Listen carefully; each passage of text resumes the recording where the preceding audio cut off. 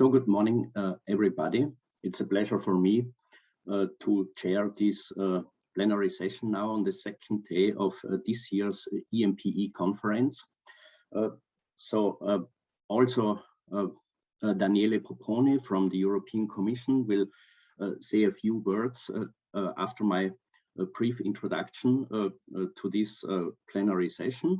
So before starting with today's topics, because today we are talking about the linking of the different sectors and the different technologies and the implementation. So yesterday, the focus was on the policy targets, how to reach our ambitious goals on the one hand in 2030 and then also in the longer term, 2040, 50, climate neutrality. So I will briefly summarize what we heard yesterday before coming then to today's topics and a few technical details how we organize this session. So yesterday, the main takeaways of yesterday's very interesting presentations have been that of course our kind of analysis and the purpose of our work is that we finally must be able to support policy making, and COP26 is ahead of us, and of course there are, let's say, different expectations on the one hand from different countries and the representatives who will discuss the topic, and of course depending on the different expectations how we shall go ahead now in the short to medium term. So this also of course finally determines the long-term outcomes and whether or not we are able to reach our ambitious 1.5 degree, or in the worst case, let's say a 2-degree target. Yesterday, so the main messages have been that the role of energy system modeling is very, very important. So we all will be busy, not only right now and in the coming years. So it's a long-lasting, let's say, exercise that energy system modeling needs to assist policy making. And we heard also yesterday that, for instance, the joint research center is hiring energy system modelers in the energy, transport and climate modeling disciplines to support policy making on national and on European level. But we all know, or in my case, so at university, so we are frequently asked by companies, by associations in the industry, where let's say fitting profiles could be found. So it's very important to recruit many young and ambitious energy system modelers right now and in the years to come, because it's a very not only fascinating job for young people, but also very important to support the pathways for policy making.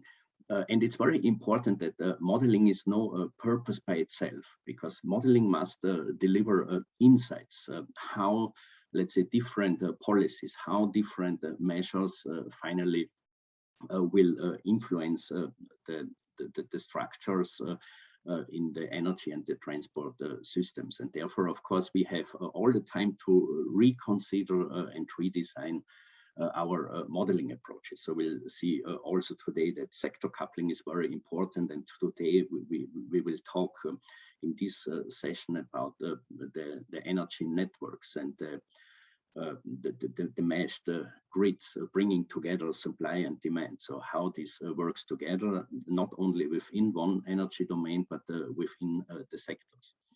Then another important issue was, of course, yesterday and in the last 1.5 years, so the COVID pandemic and the influence on the energy systems. So the very good news is that the increasingly renewable technologies in our systems, that they have proven to be resilient. So the systems work even with high shares of renewables, and we will of course further or have to increase the renewable shares in our energy systems. And it's very important to understand how the different, let's say, technologies, how they fit together, the different components, how they fit together then in a system, that we are not only resilient, that also sufficiency is given, and so on. We also have seen, so if we change our behavior, so this was not on a volunteer basis, so we have been forced to change our behavior, that emissions will go down, but this at present only was a temporary effect. So we must be able finally to implement, let's say, this structural break, that we finally succeed in reducing our remaining CO2 emissions accordingly to achieve our very ambitious climate goals. But on the other hand, of course, there have been less activities during the pandemic. So also we had a setback in energy access, so around the globe. So we did not succeed to, let's say, to connect with the same rates like in the past, people to energy supply to, let's say, improve their daily life. So it's not necessarily in Europe, in our regions, but in other regions where this is a very important task. We also have heard yesterday that in terms of fossil fuels, so when talking about oil and gas, so we still will increase, let's say, the demand maybe in the next couple of years, but hopefully reach this peak in a few years, still within the current decade, and then hopefully the gradient is, the slope is going down, because otherwise we would not succeed to meet our targets. In terms of modeling, of course, it's very important to also to use holistic approaches to understand how we can, for instance, store energy. So how energy storage technologies work, how we succeed to shift not only within, let's say, a few hours or within a few days, a surplus of renewable energies, but also seasonal storage, for instance, is very important, and how to use all the benefits of sector coupling, so of thermal systems, but in the future also cooling becomes very important in many regions worldwide. And today, notably in our session, now we will see that it's not sufficient to think in national categories. So we must think decarbonization on cross-country, and then finally on a global point of view. So because today, when we are talking about the grid infrastructures, we will see that of course the backbones, the cross-border transmission lines or pipelines and hydrogen networks, that they let's say that the optimal solution has to be thought on cross-country level. And then finally, of course, coming to carbon pricing. So we already now implement in Europe or have implemented very ambitious policies. So this is so we are to some extent the forerunners on that globe. But we must understand, on the one hand, how these price signals, on the one hand, work within ETS schemes. So we heard yesterday very important, let's say, quantitative results also in that respect. So because this is very important, that we, with our models and with our robust results, also deliver, let's say, trust to the representatives in the industries, that they are willing to invest, and that they are confident that increasing CO2 prices, and in the longer term, so in 2030, we heard yesterday, high carbon prices, when we talk about 150, 200, 250 euros per ton, that these kind of price levels, that they are stable, because it's very important for the investors to to have a planning horizon, that not only the price levels, but also the regulations, that they are stable, because then they can mitigate the risk of their investments. And it's also very important. So what we heard yesterday, so that at present the gas price shock we have right now, so that this would, let's say, be some kind of 300 euros per ton CO2 in terms of translation into a CO2 price level. So we would not need, let's say, in 2030, 300 euros. It's a little bit lower to achieve at least our 2030 goals. So to make Europe fit for 55. But what's very important is that, of course, if there are temporary, let's say, price shocks, that we do not, let's say, amend our longer term policies, because they are very important, that we finally achieve the structural breaks in our energy systems. So this is very important. And in 2030, we need, let's say, lower CO2 prices compared to the current gas price shock right now, in order to achieve our target. So yesterday in the afternoon, then we had 4 very interesting parallel sessions. So I don't want to summarize right now, so this would be too time consuming. But there was a dedicated session for making Europe fit for 55, and energy demand modeling, and to better understand not only energy demand modeling, but energy service demand of the different consumers is very important. And here a lot needs to be done in modeling, and also in terms of integration and understanding, let's say, energy efficiency and sufficiency modeling. This was an important task. And then this is the format of the EMP-E conferences. We have plenary sessions, we have parallel sessions, then we have dedicated workshops, so where we can dig into modeling details and let's say improve our skills. And in addition to that, so I'd like to refer also today afternoon at 4 p.m. between 4 and 5 p.m. To the very interesting poster sessions, because sometimes they are a little bit under, let's say, represented in terms of participation, but we have very interesting posters also digging into the details of energy system modeling. And so this is the final slide, because this was also a discussion yesterday and I already mentioned it. So here is, for instance, the link to the Joint Research Center. So there are open positions in this field for the interested people, so to start the recruitment process. And we know it from the universities. So it's so people are hiring more or less everywhere. So in the industry, the associations, even we at university, we are always eager to recruit, let's say, the best PhDs to finally, of course, finally to sharpen their profile, and then afterwards, of course, that they make it happen finally, because we need the human resources in the next years, in 2030 and 40, finally to implement what we are discussing right now.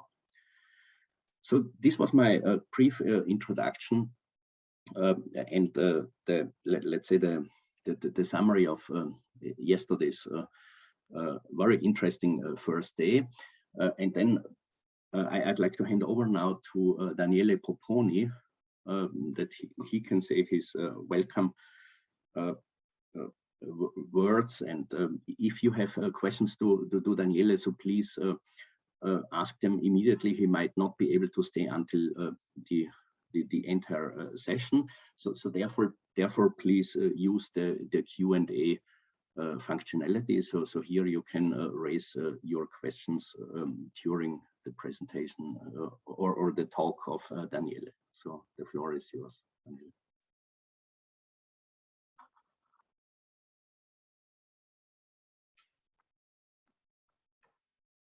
Thank you, Hans. My name is Daniele Poponi. I'm a policy officer at DG Research and Innovation of the European Commission, where I am the focal point for energy system modeling and other work streams related to clean energy innovation trends.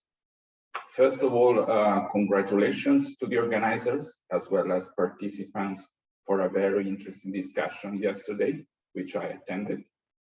While I try to bring here the perspectives of the policy makers that are tasked with designing clean energy innovation R&D programs and are seeking for data as well as more qualitative information to make their policies more effective and efficient.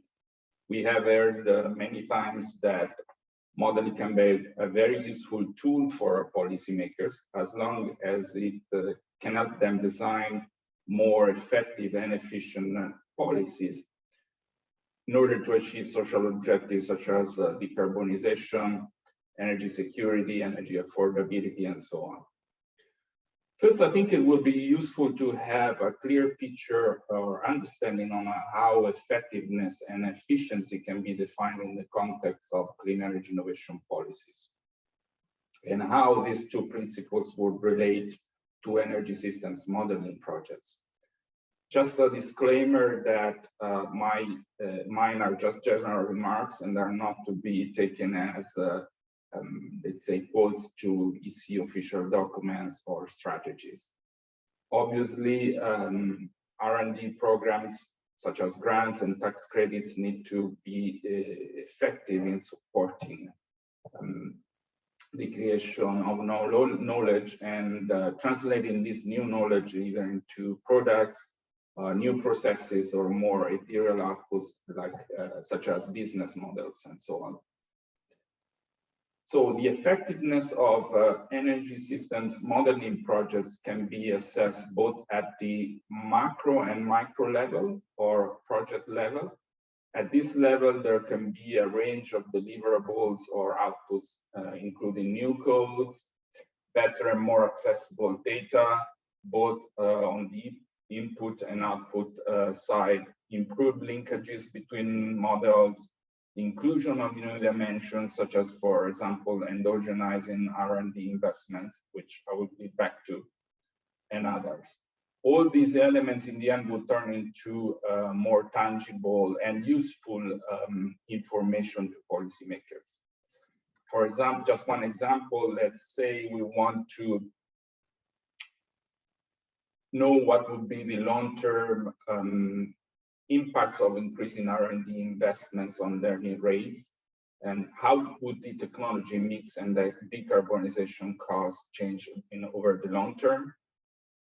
Another question could be what would be the economic impacts should the EU be able to manufacture a higher share of technologies needed for its climate neutrality and across the whole value chain. So I would argue that energy modeling projects supported by the European Commission were effective on average in delivering the kind of outputs that were expected to deliver. But there is still lots of work to be done in the future. There are areas still that miss definitely the impacts of projects and our intervention. When it turns to efficiency, of course, we as policymakers want to make the best bang out of the buck, as they say. The objective here is to reduce the cost to achieve a specific target. Modeling can help fine-tune the choice between different policy instruments, such as, for example, as it was mentioned yesterday, between carbon taxes and regulation. Last, there are still several gaps that need to be addressed overall. As I said, we would like models to provide new knowledge tangible to policymakers, specifically in the clean energy innovation arena. For example, first thing that comes to my mind, we don't know what will be the level of R&D funding consistent with the climate neutral scenario, both on the global and the European level. There was an attempt made a few years ago by the IA, but no further efforts were undertaken after that. Another example is how can scenarios help policymakers in determining their priorities in the R&D portfolio? Say, if your climate neutral scenario tells us that by 2050, bioenergy will still represent 20 to 25% of the primary energy mix, then should we or should we not increase the share of bioenergy or funding devoted to bioenergy in our clean energy R&D portfolio? And last but not least, another important point is how can energy scenarios incorporate R&D investments, making them endogenous? We know that is not the case right now. So these are some of the questions whose answers we think could greatly improve both the effectiveness and efficiencies of our own R&I policies in the clean energy sector. So with that said, I wish you a very fruitful discussion today, and thank you for the opportunity to share my thoughts. Okay, so thank you, Daniele. So are there any questions directly to Daniele, to what he said? So from the audience. So I don't see a specific question. So then I recommend to go ahead. So only technical details. So as I said, so whenever you have during now the next 4 presentations, if you have a question, please simply use the Q&A functionality. And I also, let's say, ask the presenters. So maybe a few of these questions can be, let's say, answered directly by replying to this question in the Q&A functionality, and we'll have then, of course, a comprehensive discussion, let's say, panel after the end of the 4 presentations, where we then, let's say, can not only, let's say, use the Q&As from the audience, but people can directly raise questions. So I just see one question referring to Daniele's talk. It is a generic question. So what are the different policy targets you model? So the question refers to the different policy targets. So mainly, Daniele, if you're still available, so maybe you could elaborate on that. Yes. Well, my answer will be what would be the different policy targets that we would like to be modeled, because we as DG Research and Innovation, we don't supervise any specific model directly like other colleagues in DG Enel and DG Klima do. So I can't answer directly your question based on my capacity. What I think would be very interesting is, for example, say we want to double our R&D investments in the clean energy sector. How would this translate into a change into learning rates over the long term? We know this is a very challenging question to answer that would require a lot of data. But I think that the underlying econometric work that any good model should have is not impossible to do. So I would really encourage you to look, or either directly or to ask your economist colleagues dealing with econometric work to help you in this regard. Okay, so thank you. So there was a second question right now. So this question asks if the inclusion of market analysis, if this inclusion is important for the energy planning models for policy making. I can answer this question based on my previous experience as modeler.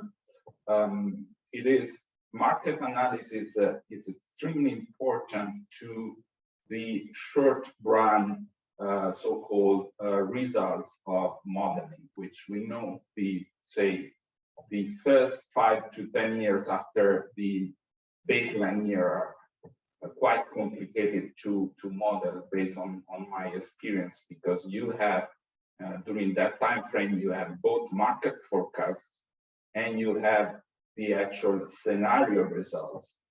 So one very important tip in my opinion is how to reconcile these two streams of data in a way that your modeling results do not really are not too different for, let's say, the most established market forecast from now, say, to 5 years. How to do that? Personally, it will have to be seen. Each model with its own specifics, how to specifically incorporate market analysis. So, but I think it could definitely be done, and you know, there's always one, let's say, manipulation aspect in the model when it turns to parameters and elasticities. So, of course, it has to be transparent, but I think it can be done. Yeah. Okay, so thank you, Daniele. So I totally agree what you said, that it's very important, notably in the short term, that we finally are able to manage this transition and to understand the different agents in the market and let's say the different responsibilities, where the different sectors, the different boundaries are between the sectors, that this is very important to enable a smooth transition in the long term. So thank you. So I suggest now that we dig into the details of today's session now. So I very much appreciate to announce 4 presenters. And as I already said, today we'll talk a little bit about the grid infrastructure needs, so trying to bring together supply and demand. So we have supply the resources, so where of course they are available, and on the other hand maybe demand in a little bit other regions, and therefore the grids are very important. And so we also know that we might not only use the electricity grids, that because electricity demand is supposed to increase, that there is a need to think about electricity grids, but another big topic are also hydrogen grids. And this leads me already to the announcement of the first presenter. It's Tom Brown. He's a professor in energy systems at TU Berlin, and he will elaborate a little bit on the trade-offs between the electricity and the hydrogen transmission network needs in the future to reach climate neutrality. So Tom, it's a pleasure. The floor is yours. Thank you, Hans. Can you hear me okay? Yes, perfect, yeah. Okay, and you can see, so I guess you can see my screen, Hans, is that okay? Yes. Okay, perfect. And thank you very much for the nice introduction. I'm going to present some work looking at the infrastructure needs for reaching climate neutral scenarios in Europe. And this is collaborative work with Marta Victoria from Aarhus University, Fabian Neumann and Lisa Zehan from my university, and Martha Fitztaki in KIT. So last year, the JRC did a survey of scenarios that come close to climate neutrality in the EU. And two of the common features that they found was a very, very large increase in electricity demand that's being driven by electrification in the building sector and transport sector and industry. You can see that in the upper graph, this increase in the total amount of electricity generation, almost doubling in some scenarios and tripling in others. And then if you look at the composition in those scenarios, you see a much, much larger share of variable renewable energy, so wind and solar, than we have today. In some cases going up to 80–90% variable renewable energy. This, of course, provides a huge challenge for our grids. We have a doubling or more of electricity demand, and we have most of that being met in most of the scenarios by variable renewable energy. This is extremely challenging as it is. But on top of that, what we've seen also in recent years is low acceptance for new transmission projects, whether this is in Germany on the left-hand side or a graphic from Ireland on the right-hand side. All over Europe, we've seen very low acceptance for the infrastructure interventions that we would need to meet this very, very high electricity demand and do the balancing of these variable renewables in space, so shifting wind from one region to another. So this makes our challenge extra difficult. We've seen acceptance problems not just for transmission, but also for onshore wind, which is meant to be one of the pillars of this energy transition. Here's an example for Germany, but we've seen similar phenomena elsewhere in France, in the UK, in Ireland. So how do we take account of this in the modeling? How can we work out what the trade-offs are here? That's what we want to try and address, or I want to try and address in this talk. So you might think offshore wind can help us. That definitely can. In countries like the UK, where you have most of the demand centers relatively close to the coastline. But we also have a lot of load centers in Europe on the right-hand side, which are far away from the coastlines. So if you have this combination of difficulties building onshore wind and difficulties building the electricity transmission grid, then you start to run into problems bringing that offshore electricity to your loads. Of course, you can build more and more solar, but then you run into problems with seasonality. We have most demand in the winter in Europe. And obviously the sun is mostly producing in the summer period. So this is a heady brew of difficult issues that we have to address if we want to decarbonize the system with wind and solar. But one option that can come and help us is using electrolytic hydrogen, so using electricity to electrolyze water to hydrogen and oxygen, and then using this hydrogen both to store on a seasonal basis and to transport energy around the continent. So the idea would be if we transport hydrogen instead of electricity, this infrastructure is much less invasive. It can be close or under the ground and can also reuse existing natural gas pipelines. That would be the promise of going down this hydrogen route where we're using it both for storage and for transport around Europe. So once we go into this set of questions about the infrastructure, then we need some modeling challenges as well. We have to get to a higher spatial resolution so we can see these trade-offs between the infrastructure, this difference between the coastlines and the inland demand centers. So we basically need to move away from what's traditionally been done in this area, which is one node per country modeling. We need detailed grids so we can see the grid bottlenecks in Germany and France and the UK. So we need to go into higher spatial resolution, first of all. And we also need to do combined joint optimization of this infrastructure, because there are some very serious trade-offs here. How we build the infrastructure, the transmission, whether that's electricity or hydrogen, will affect where it's cost effective to put the generation. So the more grid we have, then the more wind we get typically, for example, the more hydrogen storage we have, the better we are at seasonal balancing or weekly balancing. It's a very highly interacting system. So we can't do what's often been done in the past, which is to optimize the generation fleet first and then do the transmission afterwards. This two-step process will lead to very, very inefficient results. We need to do it in a joint way. And this brings us into a realm of very, very large models with big data and very large optimization problems. So what we've done is we've built a model that's designed to answer these questions, that has both the sectoral coverage on the left-hand side and the spatial and temporal resolution that you can see on the right-hand side. So I'll just walk you very quickly through the different sectors that we cover in this model, Pipes of Europe SEC. On the left-hand side of the left-hand graphic, you can see the various primary energy and primary materials that are going into the energy system. On the right-hand side, you can see the different demand sectors that we're meeting. We're covering all of the energy sectors in the economy.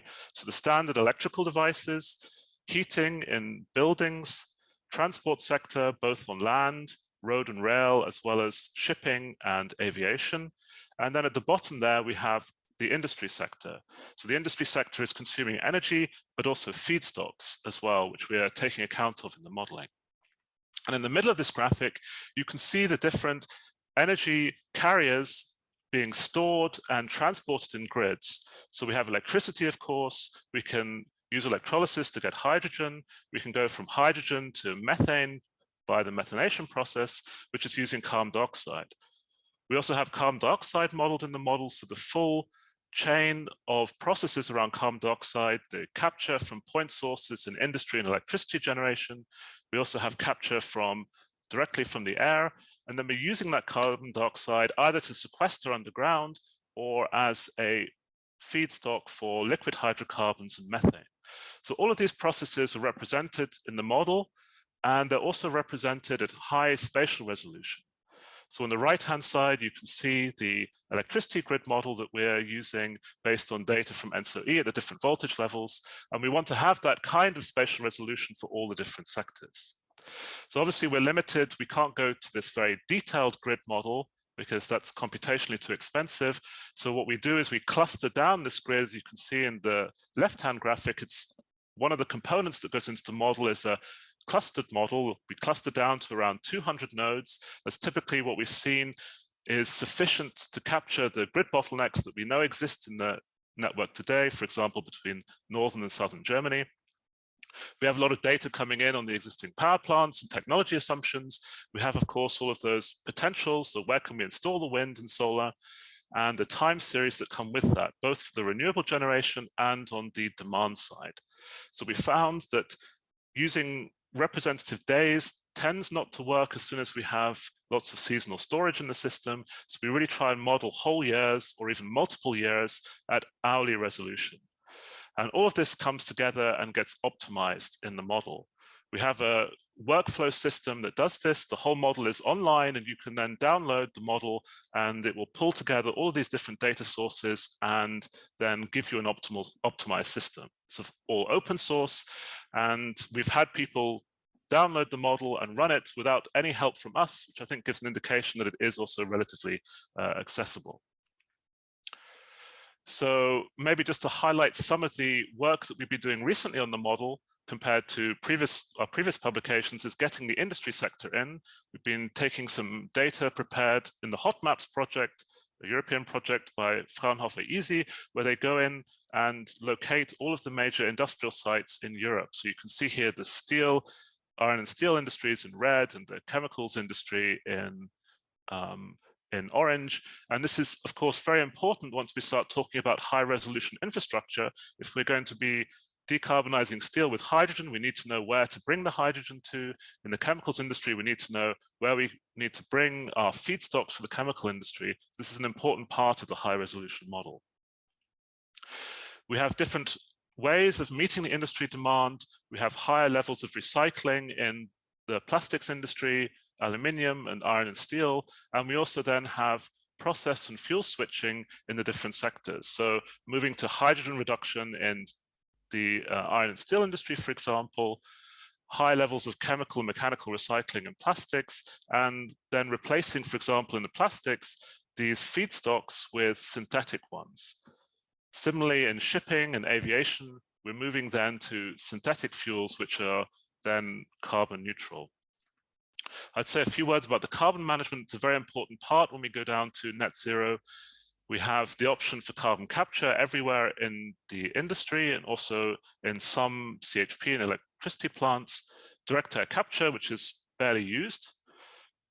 We have BECCS in the system. We have synthetic hydrocarbons, transport and sequestration, and we're limiting then the sequestration in the simulations I showed today to 200 megatons of CO2 per year, which has a strong influence on the results.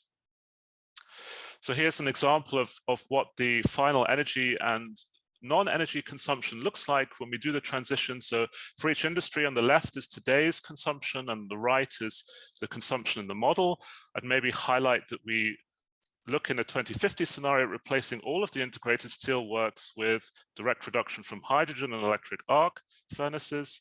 In the chemicals industry, you see a big reduction here in the hydrocarbon liquids going in as a feedstock. That's caused by higher recycling rates, and then what's left over is produced then with synthetic liquid feedstocks. Just as an example, you see ammonia here substituting the methane feedstock then directly with clean hydrogen. So I'll show you a few scenarios right now that show this trade-off between the infrastructures that we talked about at the beginning. These are overnight scenarios. I'll say a few words about the differences between the overnight scenarios and the pathways that we've computed at the end. But here it's an overnight scenario where we look at all of the energy sectors, so power, heat, transport, and industry. We reduce the CO2 emissions then as a constraint down to 0. If we wanted to get to net greenhouse gas emissions being 0, then we maybe make the system lightly negative, depending on what's going on in the non-CO2 emissions. Here we go to 181 nodes, where we assume that each node is its own bidding zones. That's a change to the current market, and we have widespread dynamic pricing in the model.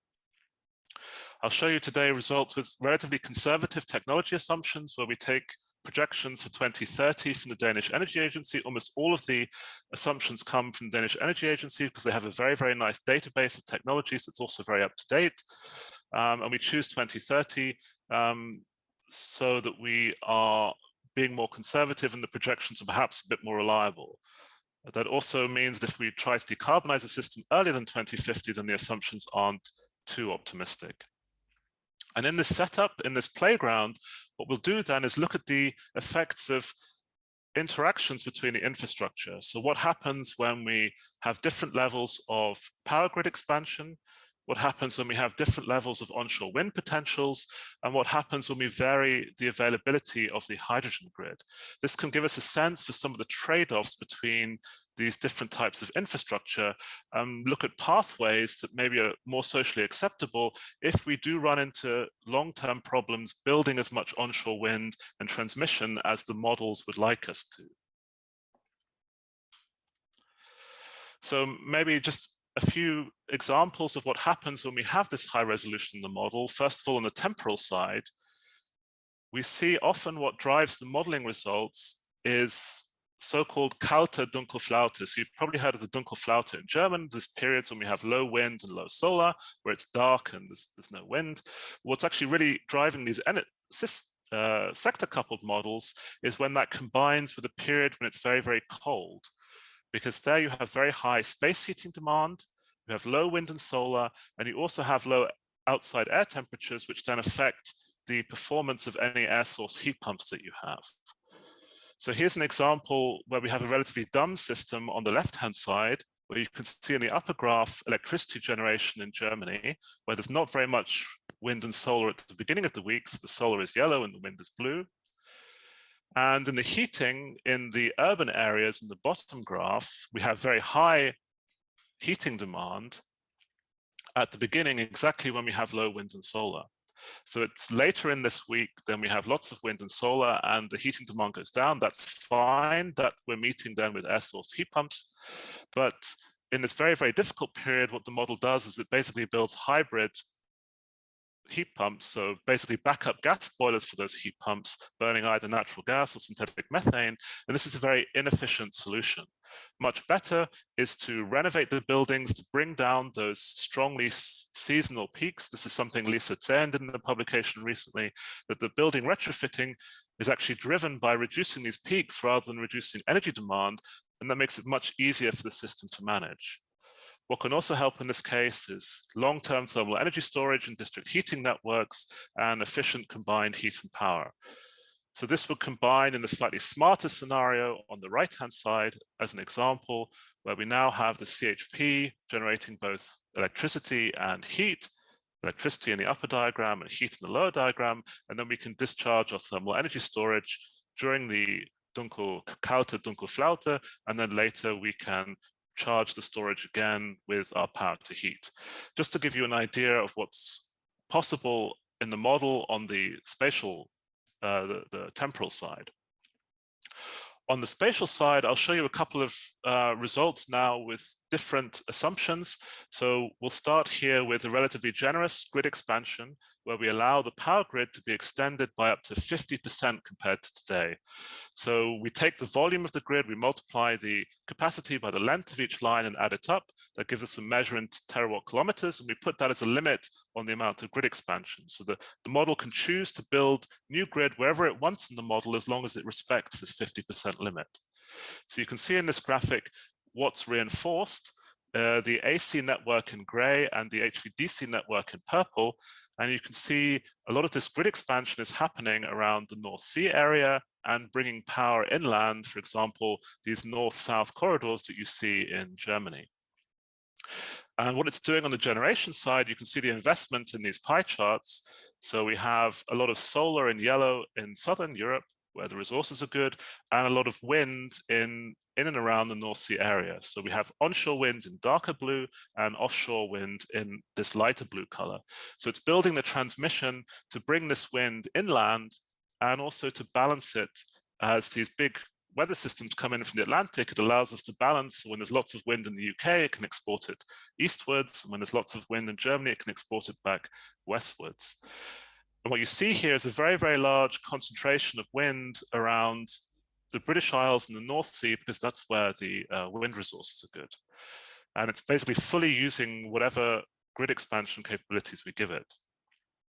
And if you look what's going on in the hydrogen network, so we allow a hydrogen network to be built in the model in the background, and we see a lot of electrolysis units. The purple dots are electrolysis units, and it's basically putting all of the power to gas facilities around the North Sea and into the British Isles. And then it's building a hydrogen network to then transport that hydrogen back into the continent. There's some amount of electrolysis also in Spain, where there's good solar resources as well. There's very much a focus then around the North Sea. If we now try and restrict the grid expansions, we bring it down to half that volume, then it still builds in roughly the same areas, but we see less wind being built and more solar, and we see a more extensive hydrogen grid being built. So as we restrict the electricity grid, we get more hydrogen grid taking over this responsibility of moving energy around the network for balancing purposes. And if we go down to the extreme of having no electricity grid expansion, then we see significantly less wind and significantly less power to gas. The power to gas in the left-hand graphic was in purple. And then we see a more extensive, even more extensive hydrogen network taking over this balancing role. And of course, we can plot this on a graph. So on this left-hand graph, we can see the system costs as we go from no grid expansion on the left of the x-axis, and we expand on the x-axis the grid up to a doubling of today's grid capacity, and we can see both how the system composition changes and how the cost changes. So generally, more grid tends to favor wind compared to solar, but it also leads to lower system costs. So although the grid costs are expanding, the system costs are going down because we need less spending on power to gas infrastructure, and we save by integrating the renewables also better. The overall system is a bit more expensive than today's using the same assumptions, and we see a cost benefit of the grid of about 47 billion euros per year. Around half of that benefit can already be obtained by 25% grid expansion. So we have a non-linear cost reduction where a little bit of grid expansion goes a very, very long way to reducing the costs. And we've seen this repeatedly whenever we have these kind of trade-offs. You can think of this as a Pareto front where we're optimizing between cost and grid expansion. And there are always these non-linear effects where we can find good compromise solutions where we get all the cost benefit without too much grid expansion.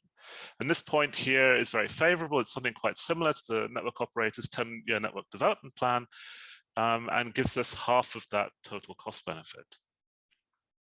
So we could do something very similar with wind. If we start to try and restrict the onshore wind, we can see some similar trade-offs here. So in the left-hand graphic here, we have the expansion of investment when we are unconstrained. So we constrain the technical potentials of the onshore wind. On the right-hand graphic, we take away all of the onshore wind potentials. It's the most extreme version of this example. This forces the model to build a very large amount of offshore wind, so 800 gigawatts of offshore wind, and over 5 terawatts of utility scale PV.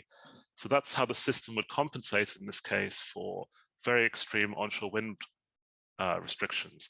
You can see that the solar now is invading all the way up into mid and northern Europe, and the offshore wind potentials are more or less maximized.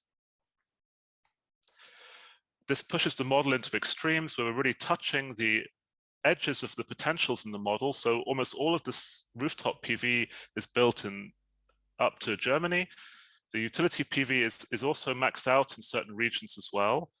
And we're fulfilling more or less all of the installable potentials of offshore wind. So this is indicating how much the technical potential is used, and it's forced all of the offshore wind potential to be used up there in this case.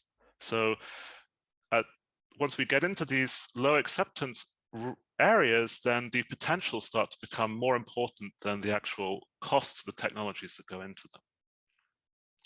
If we look at the hydrogen network, when we go to these extreme low onshore wind examples, then we see a movement of production. So the electrolyzers, the blobs here, were concentrated around the British Isles and the North Sea here. But once we restrict the onshore wind, then we see a much bigger role for solar electrolytic hydrogen. So we push a lot of the hydrogen production down into Southern Europe. So Spain, for example, where we get very good forward hours for PV as well. But just like in the grid case, there is a Pareto front of options here, and we can choose compromise solutions which give us most of the cost benefit of having the onshore wind. So here we're varying the technical potentials of onshore wind on the x-axis, and we're going from 100% to technical potential, which as an example for Germany is over 400 gigawatts. That's very, very large technical potential. But if we restrict this down to maybe 25% of the potential, then we can find results which get most of the cost benefit of having the onshore wind while still being in the area of socially acceptable volumes. So 120 gigawatt is just over double what we have in onshore wind today in Germany, and that gets us most of this cost benefit because the costs are rising by 120 billion euros per year if we restrict the onshore wind, but we only rises by 40 billion if we allow this more socially accepted potential. So what we also did is looked at the effects, and this comes back to the title of the talk, of removing the hydrogen network to try and understand what role that is playing. So the costs of the hydrogen network are not that significant. So we actually have a greenfield hydrogen network in the model at the moment. We could also allow the existing methane grid to be repurposed, which would be cheaper, but the costs actually don't really play such a large role. The net benefits, the system cost benefit, is much, much larger than the cost of the infrastructure itself. So that would play a dominating role in the economic analysis. And the net benefit is much higher than the cost. And when we remove that hydrogen grid, we see the costs typically go up by up to 50 billion euros per year. So that's a 5% increase when we don't have the hydrogen network. And that's robust across all these different scenarios of varying the onshore wind potential and varying the electricity grid potential.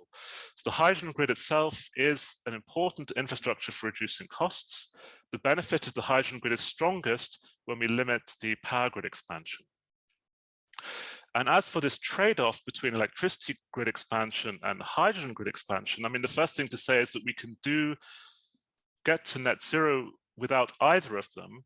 They both bring cost benefits, but building the electricity grid out definitely brings more cost benefit than building a new hydrogen grid. So you can see here contrasted on the left, electricity grid expansion without the hydrogen grid, and no electricity grid expansion, but allowing then the hydrogen grid. And the hydrogen option is the more expensive one. So if you have the choice, you go for the electricity grid expansion. If you don't have the choice, you can get some cost benefit with the hydrogen grid, but it's not going to be as cost effective. And this effect is strengthened when we also limit the onshore wind. There we see even bigger cost differences. It's maybe worth pointing out what happens when we don't have this hydrogen grid.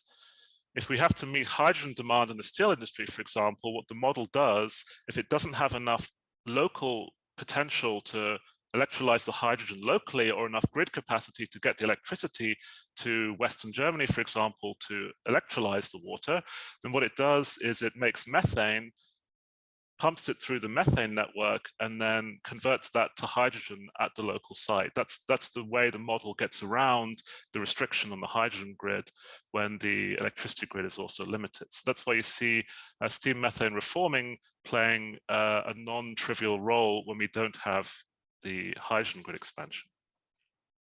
So just to summarize these results, the more restrictive we are in the model, then of course the higher the costs are. If we go from the least cost to no grid expansion, no onshore wind, and no hydrogen grid, then we see escalating costs. We also see escalating electrolyzer capacity. In the most cost-effective scenario, we have but it's a very large amount, 1,000 gigawatts of electrolyzer. But the more restrictive we are, then we also get lower load factors for electrolyzers and need more capacity. So we're looking also at the pathways. Importing synfuels would also help with some of the potential issues that we're running. We could also look at floating wind, which would help with the offshore wind potentials for sure. The sessions this afternoon looking at wake effects and hub and spoke topologies. And also, I think Tobias Bosman will talk a bit later about repurposing the gas grid. So in the pathway analysis, just to comment on what Mr. Poponi said earlier, we're also looking at this pathway analysis and integrating endogenous learning. And that's particularly interesting at the moment for the industrial sector, where we could have significant learning in technologies like green hydrogen and also carbon capture. This is work shown here led by Marta Victoria, and she also has a preprint out at the moment looking at the effects in the industry sector. Also on the synthetic fuel front, we've looked at the options for importing synthetic fuels, which maybe is not necessarily cost effective compared to production in Europe and pipeline transport, but may become important because of the land scarcity issues that drive some of the results I showed you earlier. This is work done by Johannes Hamp, and the links are clickable that I'll share a bit later. Also, one final thing, the model is open source. The framework itself is widely used around the world by both researchers and companies like Transnet BV, who will present next on their recent research. They did some of the market modeling with Pipesa.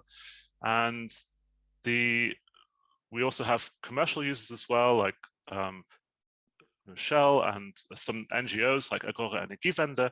And to make these models more accessible, you can go to this link and you'll find a very simplified online version, which you can run then with your own scenarios. So just to wrap up, these cross-sectoral approaches are very, very important to get all of those CO2 emissions and for flexibility. There are lots and lots of trade-offs between unpopular infrastructure and cost. Limiting power grid expansion is definitely going to cost us a lot more, and also limiting onshore wind beyond the technical potentials will also push up costs. But there are all of these near optimal compromise solutions that we can find, which will have higher public acceptance and don't raise the costs too much. And for more of a theoretical approach to this, including uncertainty effects, you can see a talk later today by Dr. Fabian Neumann. To answer the original question, hydrogen networks can partially substitute for power grid expansion, but they will cost more. We can also get away with neither, but that also adds additional cost to the system. And because obviously all these things are very controversial and debated and need societal acceptance, openness and transparency are important, but I don't need to tell you all that. So thank you for paying attention. Okay, so thank you very much, Tom, for your very interesting presentation. So we have, I've seen up to 10 questions. So maybe we go ahead as follows. So maybe a few of them you can answer now directly in the Q&A session, and at the end of several of the presentations. So I will bring a few, let's say the most urgent ones and most important ones also in the connex with the other presentations then to the panel, that we then briefly can discuss it. So maybe this is a good solution. So because one of the questions also was in terms of public acceptance of electricity transmission grids versus hydrogen grids, and this leads me already, let's say, to the second presentation, to Jonas Lotze. He's a project manager at EMP-E, so the transmission system or one of the transmission system operators in Germany. So it's very important to have the stakeholders here also in our modeling conferences, because they are implementing finally the backbones we need. And he's an expert in strategic energy network planning, and Jonas will talk about not only the electricity grid and show, let's say, some examples how the German system needs to be improved to comply to our 1.5 degree targets, but also about the benefits of sector coupling, and maybe there are some overlapping aspects we already heard now from Tom. So Jonas, the floor is yours, and maybe Tom, you can answer a few of these questions, because for all participants here, it will be visible afterwards, the Q&A questions and also the answers. So thank you. Okay, so Jonas, we are looking forward. Okay, thank you very much, Hans. I hope you can see my screen. Yes, perfect. So everything fine. Okay, perfect. So yeah, my name is Jonas Lotzer. I'm working at Transnet BW, a system transmission operator in the southwest of Germany. And yeah, I'm a project manager for a project in the strategic grid development. And I will tell you today something about our vision on the future energy system, towards a decarbonized Europe. At first, I will start to show you why the role of sector coupling is very important for the cost-optimized energy transition. And on the left side, you can see that, in Germany today, I mean, this is from the year 2018, but I think it's pretty much the same like today. And you can see that in the power generation, these sectors are supplied with a lot of fossil fuels. In the power generation sector, there are already some renewables, but especially in the other sectors, transport and heat, there's a lot of fossil fuels. So there's a lot to do to change the system to the energy transition. And when you think of how you can decarbonize the system, there are for us three ways from the today's perspective. The first way you can see here on the next view, you can see that you have the chance to decarbonize the system in a decentralized way. So with this way, you would go with 100% renewables in every sector. For example, in the power generation sector with wind and photovoltaics, in the transport sector with organic fuels, or in the heat sector with local district heating systems. And there is another way too, for example, the way electricity. So in this way, you can electrify the whole system. You would electrify the transport sector, for example, with battery electric vehicles, or the heat sector with heat pumps. And the third way, in our view, would be the use of the gas infrastructure for green gas. So you would decarbonize the transport sector with green gas, for example, with fuel cell vehicles, and green gas with gas boilers in the heat sector. So these are for us the three ways how you can couple the sectors. And I think it's pretty clear that the cost optimized way is not one of these ways, so not A, B, or C. It is somewhere in between the sectors. So for us, it's the question, where should the future energy system develop, and which way in between these three ways will the cost optimized energy system will be in the future. So what are we doing is, at first we ask ourselves the questions, how will the future energy system look like? So I already explained sector coupling plays a very important role. So what role has sector coupling to play in the future energy system? And yeah, what are the necessary investments related to this transition is a very big question for us too. And how does the economical path of the EU energy system towards 2050 looks like in terms of generation capacity, technologies, and grid development? And yeah, which trade-off exists among different flexibility measures, for example, storages, e-mobility, demand-side management, electrolyzers, or grid expansion? And how can the current grid development framework be modified to take into account long-term challenges? And especially for us, what challenges does the energy transition create for the operability of the power system? and how much infrastructure does the energy transition need, and when do we start to plan? So these are the main questions we ask ourselves for the future energy system. And I think it's very important to have these answers now to plan the energy transition as soon as possible. So what we already know today, I wrote them some bullet points here. For example, the increased energy efficiency leads to a decrease in final energy consumption across all sectors. I think this is a very common sense.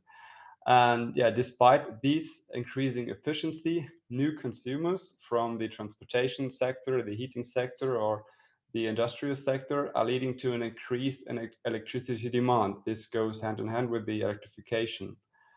And yeah, the electricity and gas infrastructure are key to the success of the European energy transition. I think that's what we see today. The exchanges between the countries become more and more important, and it's much more efficient to go the energy transition for the whole of Europe and not to do this separately in every country.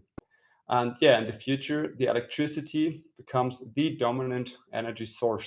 That's what we see today, and I think this is very important for us to know. So we thought about the electricity in the future and how we should think about it in a new way in the future. So yeah, I already told you the outstanding decarbonization properties of the electricity, of the power sector, is the main driver from the today's perspective of the sector integration. So wind and photovoltaics becoming a more and more important role in this sector. And yeah, the electricity generation can be decarbonized at a very low cost comparatively to other sectors. But the high degree of the generation flexibility is given up with this. So the generation will be very fluent. So yeah, we don't have the flexibility we have today with the fossil fuels generation we have today. So this lack of flexibility is brought from the other sectors. I think this is very important for us in the future. So the integration of the energy system goes hand in hand with the increasingly enhanced infrastructure links. And this imports low-cost power imports from other countries. And this enables these exchanges between the countries and the low-cost optimized energy transition. And I think very important in the end is that the conventional idea of serving the demand with generation is no longer applying for the future energy system. I think this is one of the main changes we have to think about in the future when we think about electricity, that the demand is not following the generation. The demand is following the generation and not other way around. So instead of the markets developing balances, this doesn't determine the demand in the future, but the degree of flexibility of all energy applications determine this balance between generation and demand. So that are our main thoughts for the future, and to develop a system for this year 2050 and for the end of the energy transition. We did a study, we published this study in the year 2020, last year in April, and the study was called Stromnetz 2050 or Electricity Grid 2050. And you can see the study is like a little green deal for like a test lab Germany for the little green deal. So what did we do there? We used the Pipester model to model the energy transition back from the end. And I've brought with me some results of this study. On the left side, you can see the electricity demand. On the right side, the electricity generation. And as you can see, in Germany, there's a very high increase in electricity demand due to the electrification. You have the heat sector and the transport sector, and they bring additional, for the heat sector with heat pumps and resistance heating systems, an additional demand in electricity around 93 terawatt hours. In the transport sector, you have the direct and indirect electrification through the battery electric vehicles and the fuel cells, and this brings over 200 terawatt hours extra electricity demand. So this leads in the end to an increase of 55% in electricity demand. And I think it's very important to say here, this study was based on the political goals from the year 2019. So that's the time when we did this study. And as you all know, in this year, Germany have more ambitious goals for the energy transition. So when you think this study with the new political goals, I think it's pretty clear that the electricity demand will further rise. So yeah, another very important thing we have seen in the study about the electricity demand is that the maximum simultaneous net electricity demand is increasing to over 200 gigawatts. Compared to 2018, this is more than double of the electricity demand, and I think this is what yeah, I've tried to tell you on this slide before, that the sector coupling has a very high potential for the flexibilization of the electricity demand. And this is very important to integrate the renewable energies in the power generation sector. On the right side, you can see the electricity generation. And I think it's pretty clear that when we look at the demand, we need a lot of renewables to meet this demand. So we have a massive expansion of wind and photovoltaics, over 5 times more wind energy in 2050 and 4 times more photovoltaics in 2050, and this leads to a maximum infeed of 223 gigawatts in Germany. And additionally to these capacities of renewable energies, we already need a very high amount of thermal generation capacities to secure the electricity and heat supply. In our study, we didn't do a very extreme scenario, but it was a very normal weather year we had in our calculations, but still we need 46 gigawatts to meet this electricity and heat supply in this system. And I think a very important thing that we have seen too is that Germany becomes an importer of electricity, so this will change in the future. Yeah, on this slide, I just wanted to show you how this energy system with a 90% decarbonization, that was the political goal back from 2 years ago, how this system could look like. And in this picture, you can see the energy flows between the sectors. You have here the electricity sector, you have the transport sector, and you have the heat sector. And in between these sectors, you have the exchanges with all the technologies we used in the model. And I don't want to explain all the details of this graphic, but I think it shows pretty well how this future energy system in Germany could work and how the energy flows between the sectors could look like to have this integrated energy system through all the sectors.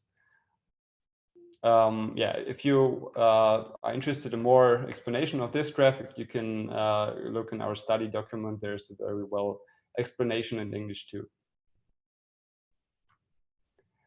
So what is the result for our study? We have modeled this this feed-in from renewables and the demand in our grid model too. And you can see here on the right side the German grid with this market modulation I've showed you before. And as you can see, we have a lot of overloads in Germany, especially from the northwest to West Germany and to the south.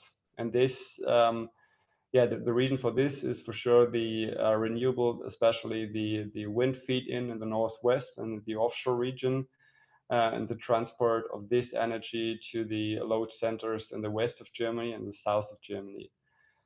And our base in this modulation was the NEP 2030 version 2019 grid models. So this is already a grid with a extension. So that what we saw is that the grid utilization was over this this NEP model. So even with the new measures from the NEP, we still need more grid expansions in the future. Our analysis showed that there were 15,700 kilometers, and so 40% of the extra high voltage grid had unacceptable overloads. And what we saw is that the integration of the renewable energies requires a German-wide package of expansion measures that go beyond the measures of the German grid development plan, the NEP 2019. So for our grid, for the grid of Baden-Württemberg, we defined our future grid. So we searched for the right measures, and we had a final grid for this region. But I think it's very important that we have to develop a no-regret grid for 2050, especially when you think the energy transition back from the end. And you can apply this methodology on the whole of Europe. And I think this is very important that we discovered this in the study. We had some other results of the study too. For example, sector coupling will play a very important role in the future, and the energy exchange between countries and the European analysis will become more important in the future. This is a big finding of the study too, that the energy exchange between the countries have risen a lot.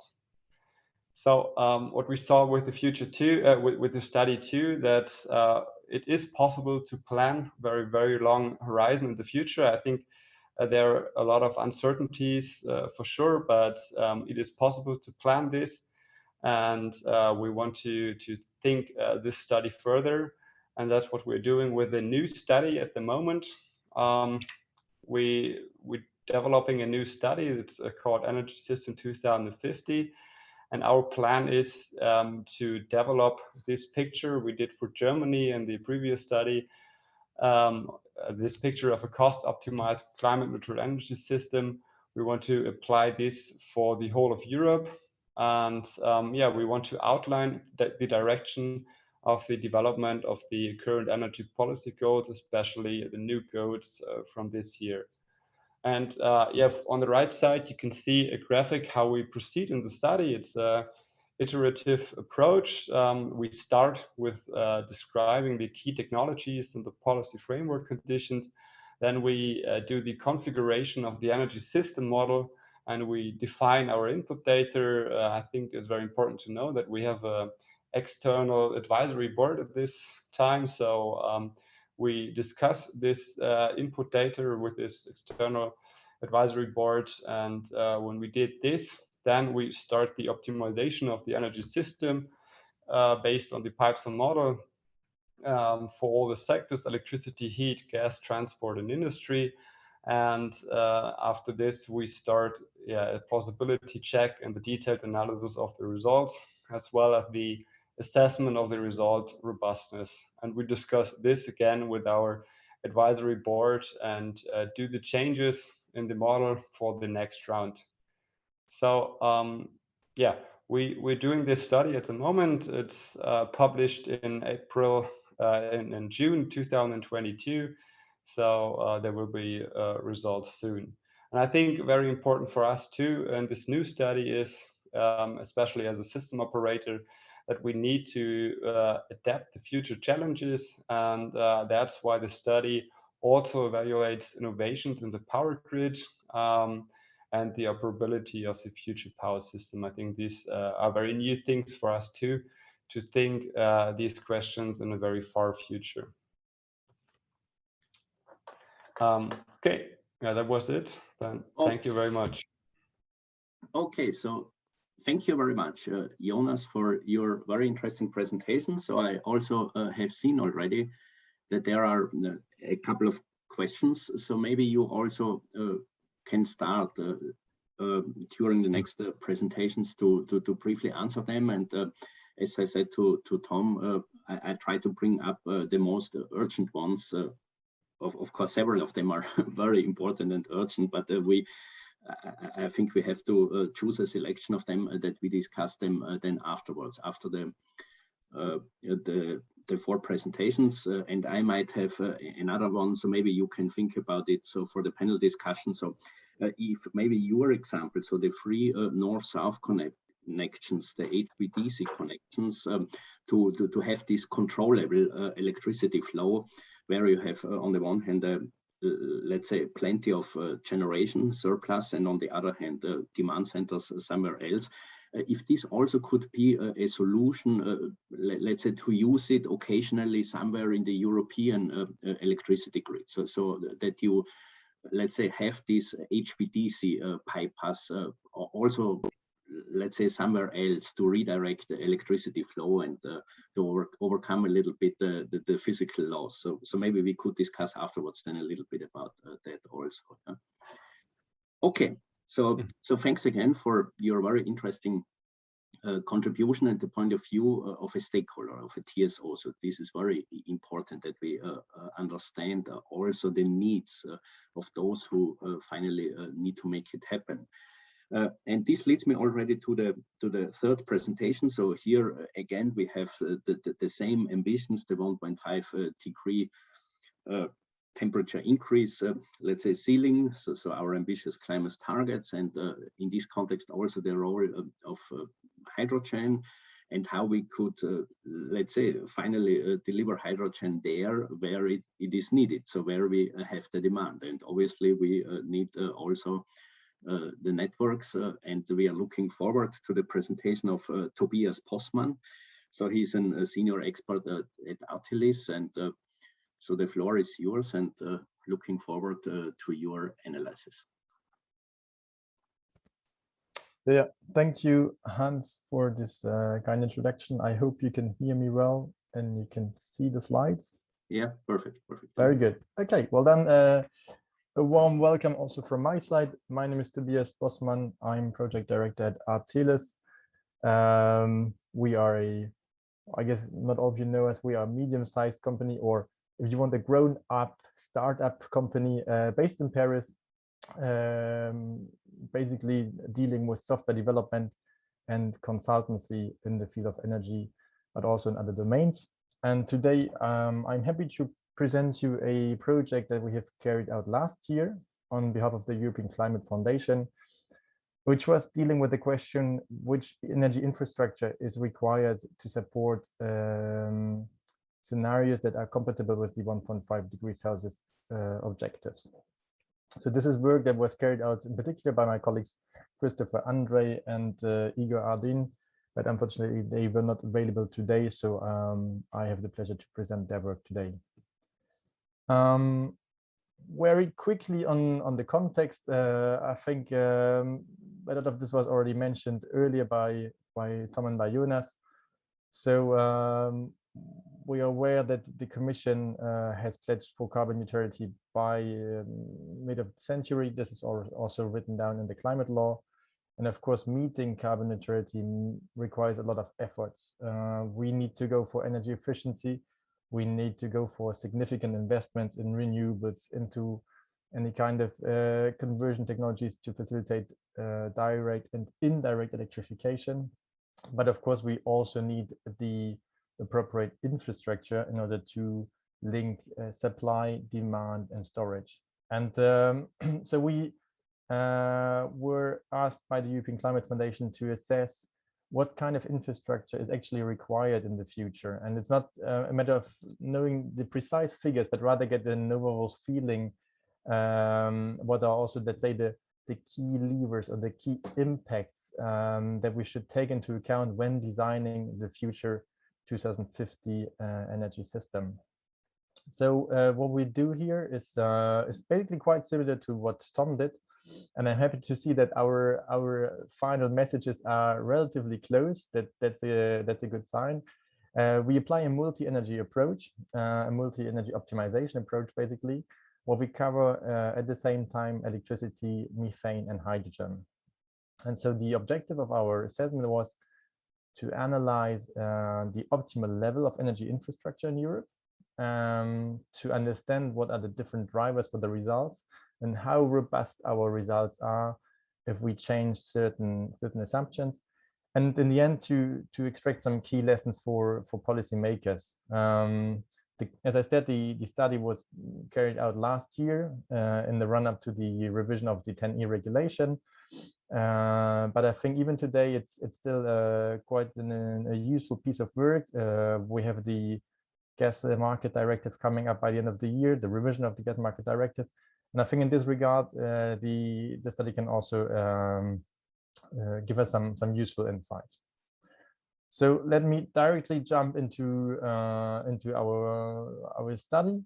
A few information or a few issues around the key assumptions. We have focused on what we call a reference scenario, which is not to be confused with the business as usual scenario. It's more our, let's say, our major scenario, which is aligned with the 1.5 TEC scenario from the European Commission's long-term strategy. So this scenario is compliant with the 1.5 scenario, and it goes for in particular technological solutions instead of significant lifestyle changes.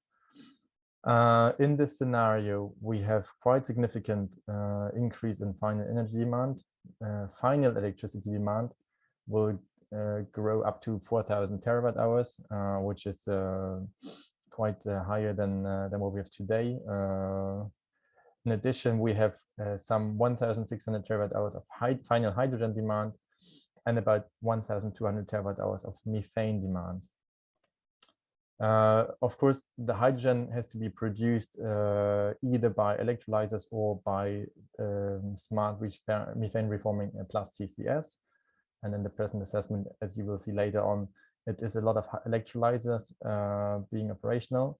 And for the methane, we assume that 2/3 can be met by biomethane, taking into account the national potentials that are available. And the remaining gap is either synthetic methane or some fossil gas plus CCS. But I can already tell you now that the major part of this remaining gap is synthetic methane. And this implies that we actually have, on top of the 4,000 terawatt hours of final electricity demand, quite a huge amount of electricity demand related to hydrogen and synthetic methane production. So we end up with some 7,000 terawatt hours in 2050, which is quite in the range that Tom showed earlier across the different scenarios they had assessed. And also on the supply side, we are quite in line with the numbers that we've seen earlier. We will see massive amounts of solar PV onshore and offshore wind. Again, we relied here on the data from the 1.5 TEC scenario. So this is an exogenous input in this assessment. And we will then see which infrastructure will we require in order to match the demand on the one hand side and the supply capacities on the other hand side. A quick word on the scenario as such. The data for the 1.5 TEC scenario is only available at the EU level, so for the EU as a whole. This is why we had to disaggregate the data on a member state level. We did this by applying disaggregation keys from, or let's say the split of renewable capacities and energy demand coming from the TYNDP 2020, more precisely from the distributed energy scenario.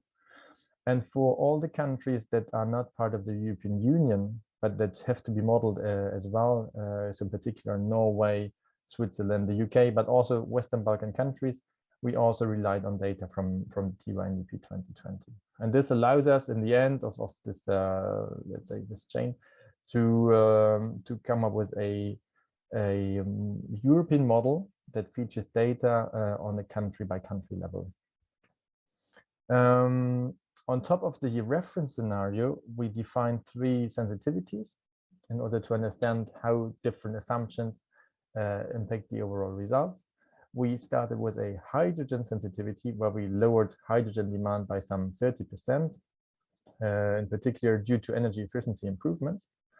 and by reallocating renewable sources, renewable power production, basically closer to the load centers.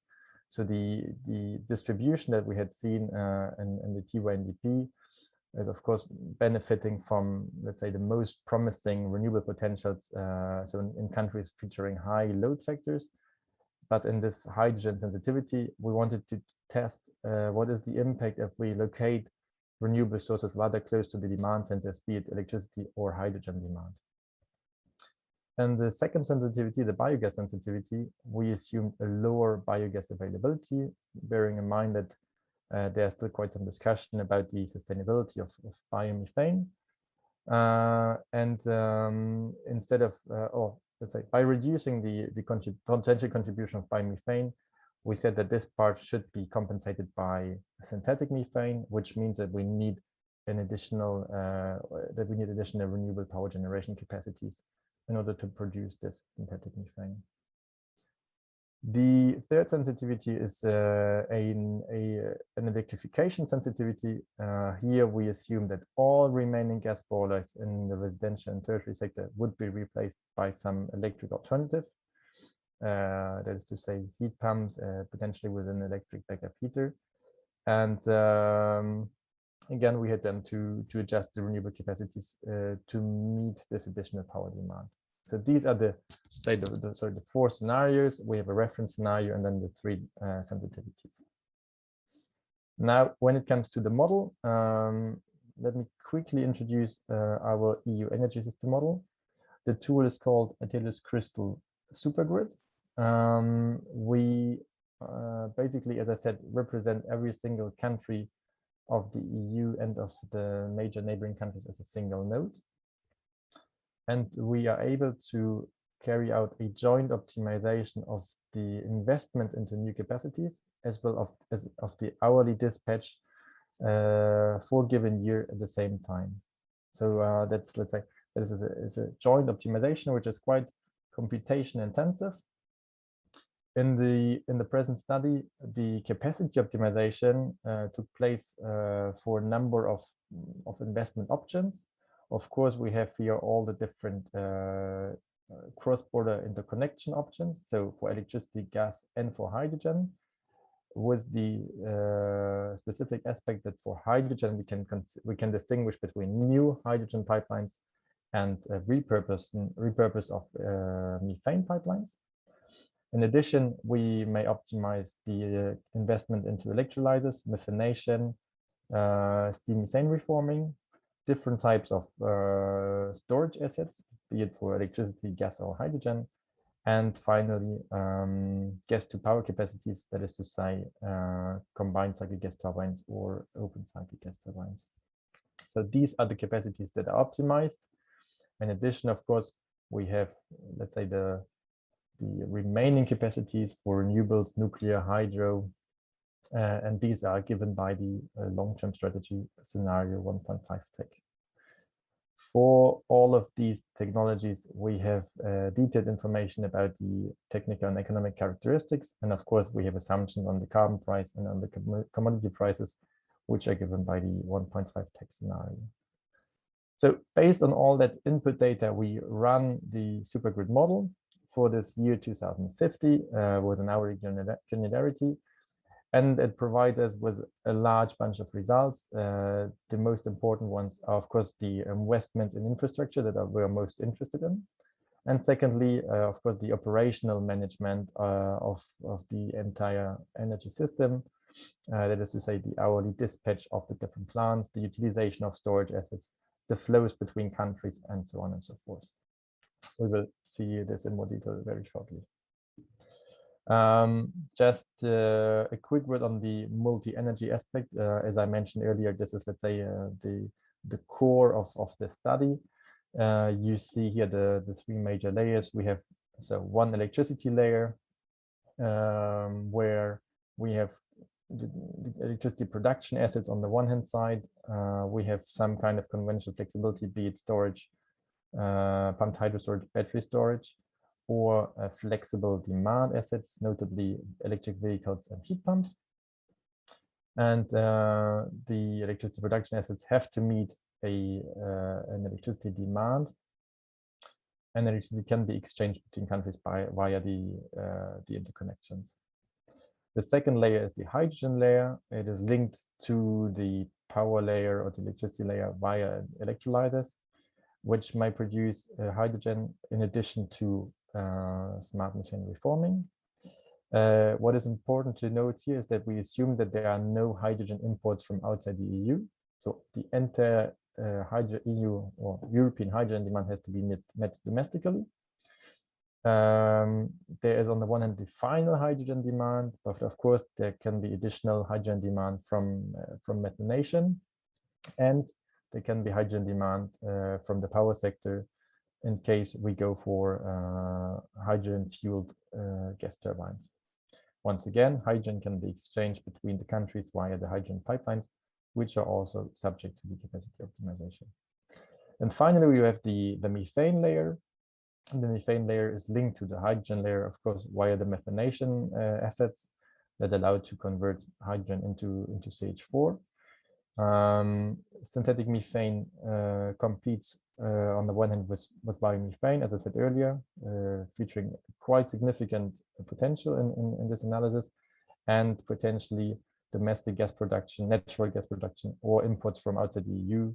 But as I said earlier, this is a rather small share. Gas production has to meet the final gas demand, and it of course can also then meet the gas demand from the power sector, and we can have this loop of power to gas to power as some kind of seasonal storage. So that's say the overall design of the model in terms of the multi-energy approach.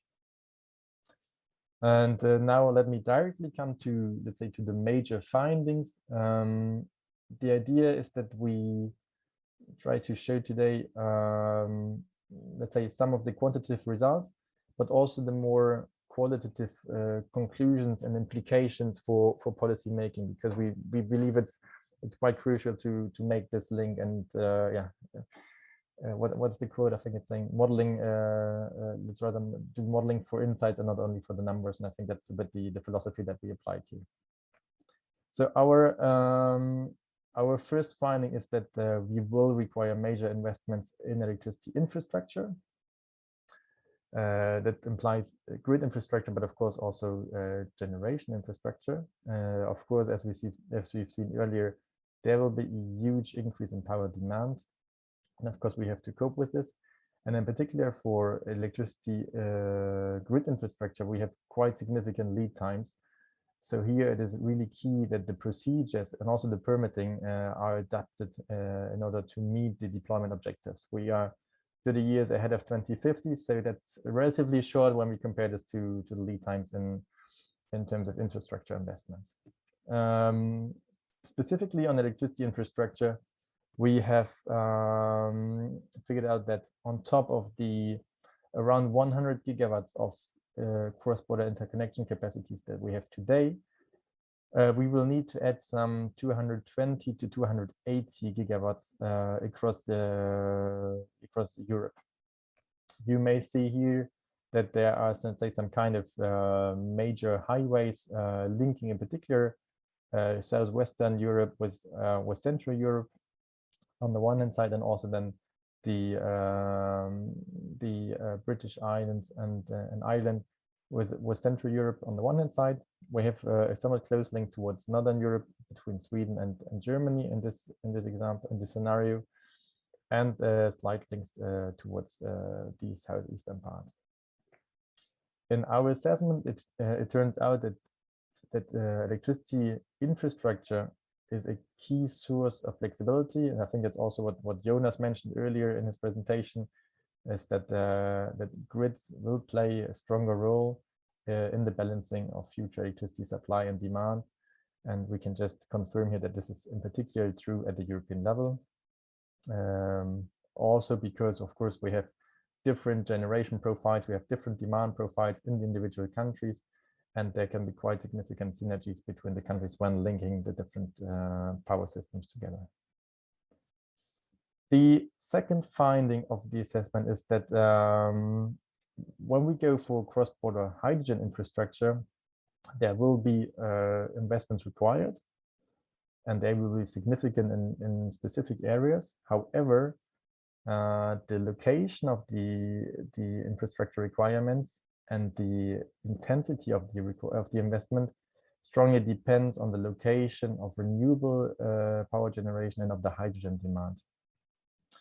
So from our point of view, the policy implication is that the different scenarios that are used for network planning, be it at the national level or at the European level for the TYNDP, that these scenarios should examine the future grid infrastructure by making consistent assumptions about the deployment of renewables and electrolyzers. That's really key in order to get, let's say, a holistic view and ensure some cost-efficient planning and avoid stranded assets, stranded infrastructure investments in the end. The same applies on any kind of cost-benefit assessment that has to be carried out for future infrastructure assets. Here again, it is important to take into account the full picture and to jointly model these assessments. And the other insight from the assessment is that we have seen different European member states announcing their hydrogen objectives, which is good in order to trigger the evolution of the hydrogen sector. But we strongly recommend that there is also some kind of regional cooperation between the member states to have a concerted approach in the rollout of electrolyzers as well as in renewables, in order to ensure that let's say the planning of infrastructure and the investment into renewables and into electrolyzers go hand in hand in order to ensure for an efficient, let's say, efficient investment decisions. Briefly on hydrogen infrastructure. Let's have first of all a look at the current methane cross-border infrastructure. We see today some 1,200 gigawatts of methane pipelines when we aggregate the capacities in both directions. In our 2050 reference scenario, we see that some, let's say, a quarter of those methane pipelines could be repurposed into hydrogen pipelines, leading to some 260 gigawatts of hydrogen cross-border infrastructure. And on top of this, we expect some 300 gigawatts of new hydrogen pipelines. So in total, we end up with nearly 600 gigawatts of hydrogen pipelines, which is compared to the current methane infrastructure, just half of it. Once again, we see a strong corridor linking Western Europe with Central Europe. And again, the link towards the UK and Sweden. This is notably driven by the renewables potentials that are available there, and the fact that we of course have a strong hydrogen demand in Germany and in Central Europe, and a insufficient availability of renewable sources. When we look more specifically at the ratio between refurbished or repurposed pipelines and new hydrogen pipelines, we can see, in particular by comparing the reference scenario with the hydrogen scenario sensitivity, that the reduced hydrogen demand, but in particular let's say the optimal location of renewable capacities close to hydrogen load centers, can significantly reduce the investments in hydrogen infrastructure. In the specific sensitivity that you see here, we had reduced hydrogen demand by some 30% in the first step, and this brought down the overall capacity requirements by 20%. But when reallocating renewable capacities closer to the demand centers, the hydrogen infrastructure requirements dropped in total by even 60%. Of course, now there's let's say some kind of trade-off to make between the utilization of the least cost or the most favorable renewable sites on the one hand, and an optimal location of the renewable investments close to the demand side, to demand load centers, in order to minimize the infrastructure needs. And this is something that you can do with an holistic energy system optimization. This is something that we did not do in this assessment, but it underlines once again that such a multi-energy, multi-sector approach can really reveal the, let's say, the highest synergies between the sectors and what are the cost optimal solutions. Another insight that we gain from the assessment around repurposing is that, of course, if we lower hydrogen demand, then there's, let's say, less interest to repurpose an entire pipeline towards from methane towards hydrogen. On the other hand, if we lower the methane demand, then we leave more room for repurposing, because gas pipelines will be less used and they are available then for the repurposing. And I come to the third and last finding. With respect to methane infrastructure, we see that no additional investments are needed. That's quite clear, and I think that's also in line with assessments that we've seen in the past. We even see that the utilization rate of methane pipelines is expected to be relatively low in the future, and this triggers the question around decommissioning or at least repurposing of this infrastructure. And it also implies that we have to check that any kind of methane projects that is incompatible with hydrogen should directly be excluded from, let's say, from public funding. And that we also take into account the entire lifetime of current investments into methane assets, given this quite significant shift that is likely to occur in the coming decades. A quick word on methane infrastructure. So as I said, the current capacities, cross-border capacities, would be sufficient. You see on the right-hand side the utilization of methane cross-border infrastructure in the different scenarios, and you may understand by the color code that the red color code indicates a very low utilization, whereas the dark green color code indicates let's say high utilization above 25%. And as you may see here, there are quite some lines, notably in Eastern Europe, where the utilization of methane infrastructure is relatively low. We identified only a single investment into a gas interconnector which might be necessary for security of supply. This is the Baltic connector. I think that's between Austria and Hungary, if I'm not mistaken. All others additional investments that we had seen, they were in total less than 1 gigawatts, and they were rather identified for economic reasons, but not at all for security of supply reasons. This picture of underutilization gets even worse when we go in a more electrified scenario. So in our sensitivity, where we remove gas boilers in the tertiary and residential sector and replace them by electric heating, in such a situation, the utilization goes even further down. So that's, I think, also something quite important to bear in mind.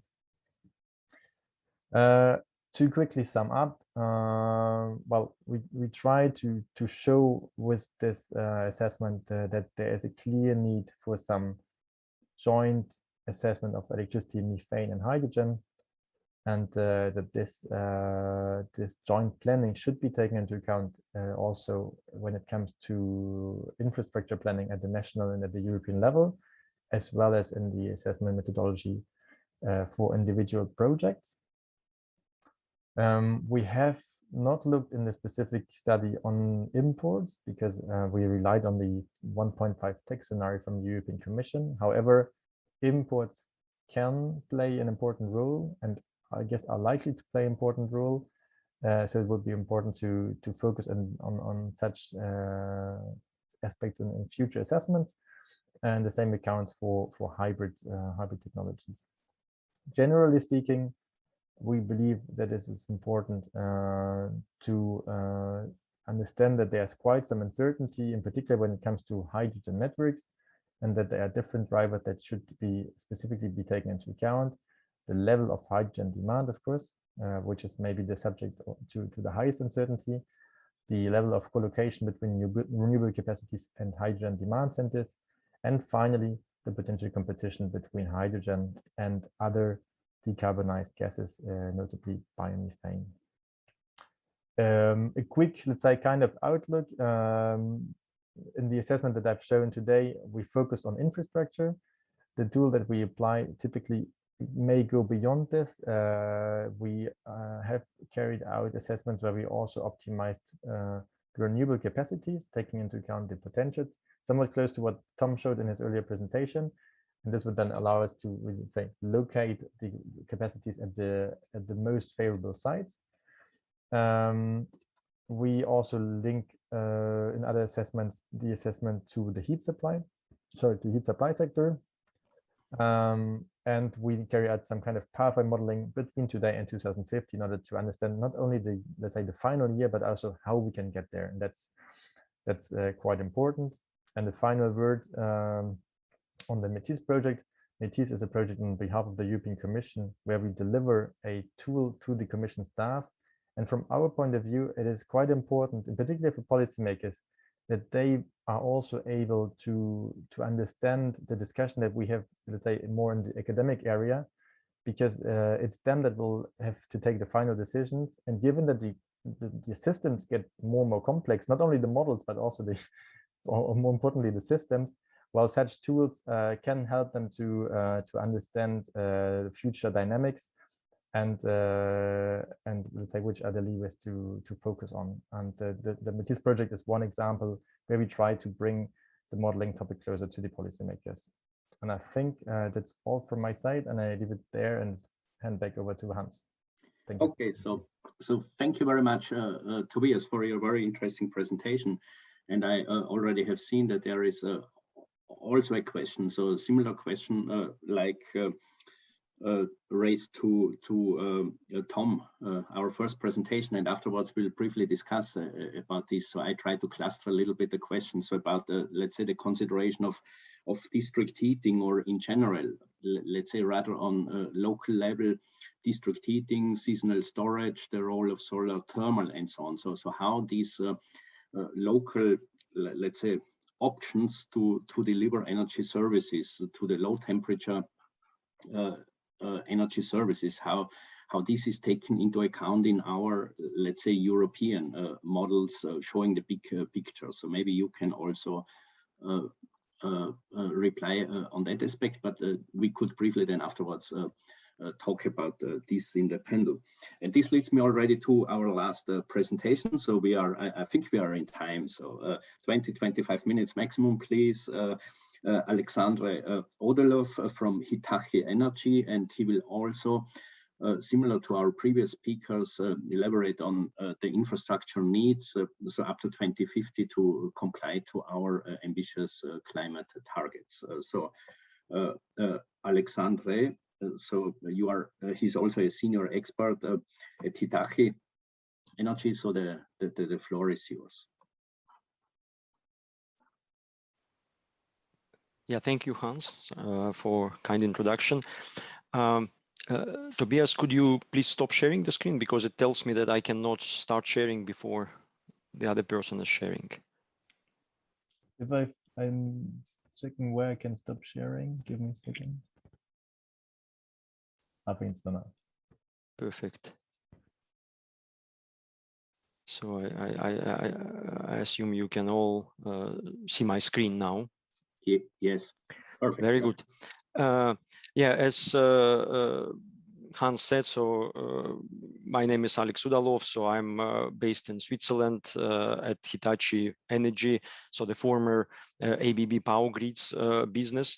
And I'm a member of a team which is called Market Innovation, where basically one of our activity is focused also on the strategic planning, understanding the global long-term trends in energy sectors globally all over the world. And as part of this activity, we are developing tools, modeling tools, we are building scenarios, running scenarios on our own, but also kind of checking and playing with the scenarios proposed by other organizations. And so this particular work is based on our collaboration with Renewable Grid Initiative. So where we are trying to understand the needs for infrastructure of future European energy system, which is compatible with the Paris Agreement, Paris Climate Agreement, right? And that's how the scenario is called, is the PAC scenario, so Paris Agreement compatible scenario. My plan, so when we submitted actually this proposal for participating in the conference, was to already being able to show some final results of the study, but unfortunately we have some delays, some technical delays. We are still reviewing our intermediate results, so I didn't feel comfortable actually to throw here to a discussion some material which is still a bit kind of in a gray zone. So I will tell at the end, so when we plan actually to release the findings of our study and so on. But I will instead focus a bit more on the scope and the modeling framework itself. So I've seen today quite an exciting presentations already from previous speakers, where basically they demonstrated the capability of their tools and scenarios. And I think it's also quite nice to see that we are kind of following pretty same approaches, and our results I also expect are relatively similar. So just a few words about the PAC scenario. Actually, we as Hitachi Energy, we were not involved in the original work of creation of the Paris Agreement compatible scenarios. So this work was led by a Renewable Grid Initiative, and it was done a couple of years back. So essentially, it's the scenario or scenarios proposed by the civil society, so the organizations like Climate Action Network and European Environmental Bureau, so Renewable Grid Initiative itself, so quite a big number of NGOs. And it has, I would say, three most significant milestones, right? So one is the 65% reduction of greenhouse gas emissions by 2030. Also the net zero achievement by 2040, and then 100% renewables in Europe in 2040 in all sectors, right? So by looking at this, of course, we can say that this scenario sets more ambitious timeline to achieve the carbon neutrality, right, compared to some other visions available.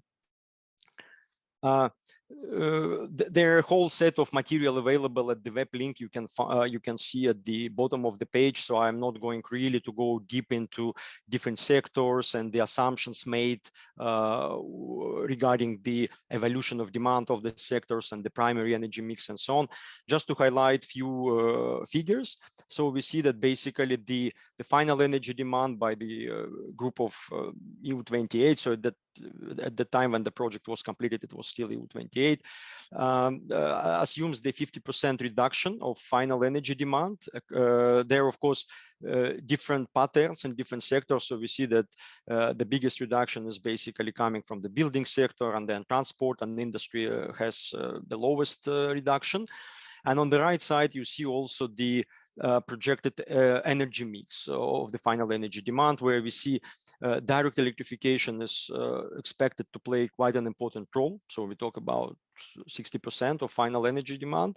And of course, if you look also at the non-fossil gases and fuels, so these are the hydrogen direct use or derivatives of hydrogen, which of course also at the time frame of 2040 and beyond assume that it will be produced by using electrolyzers fed by clean energy. So to some extent it is also can be added actually to the electricity demand, right? So then the overall level of electrification goes more or less to 80%.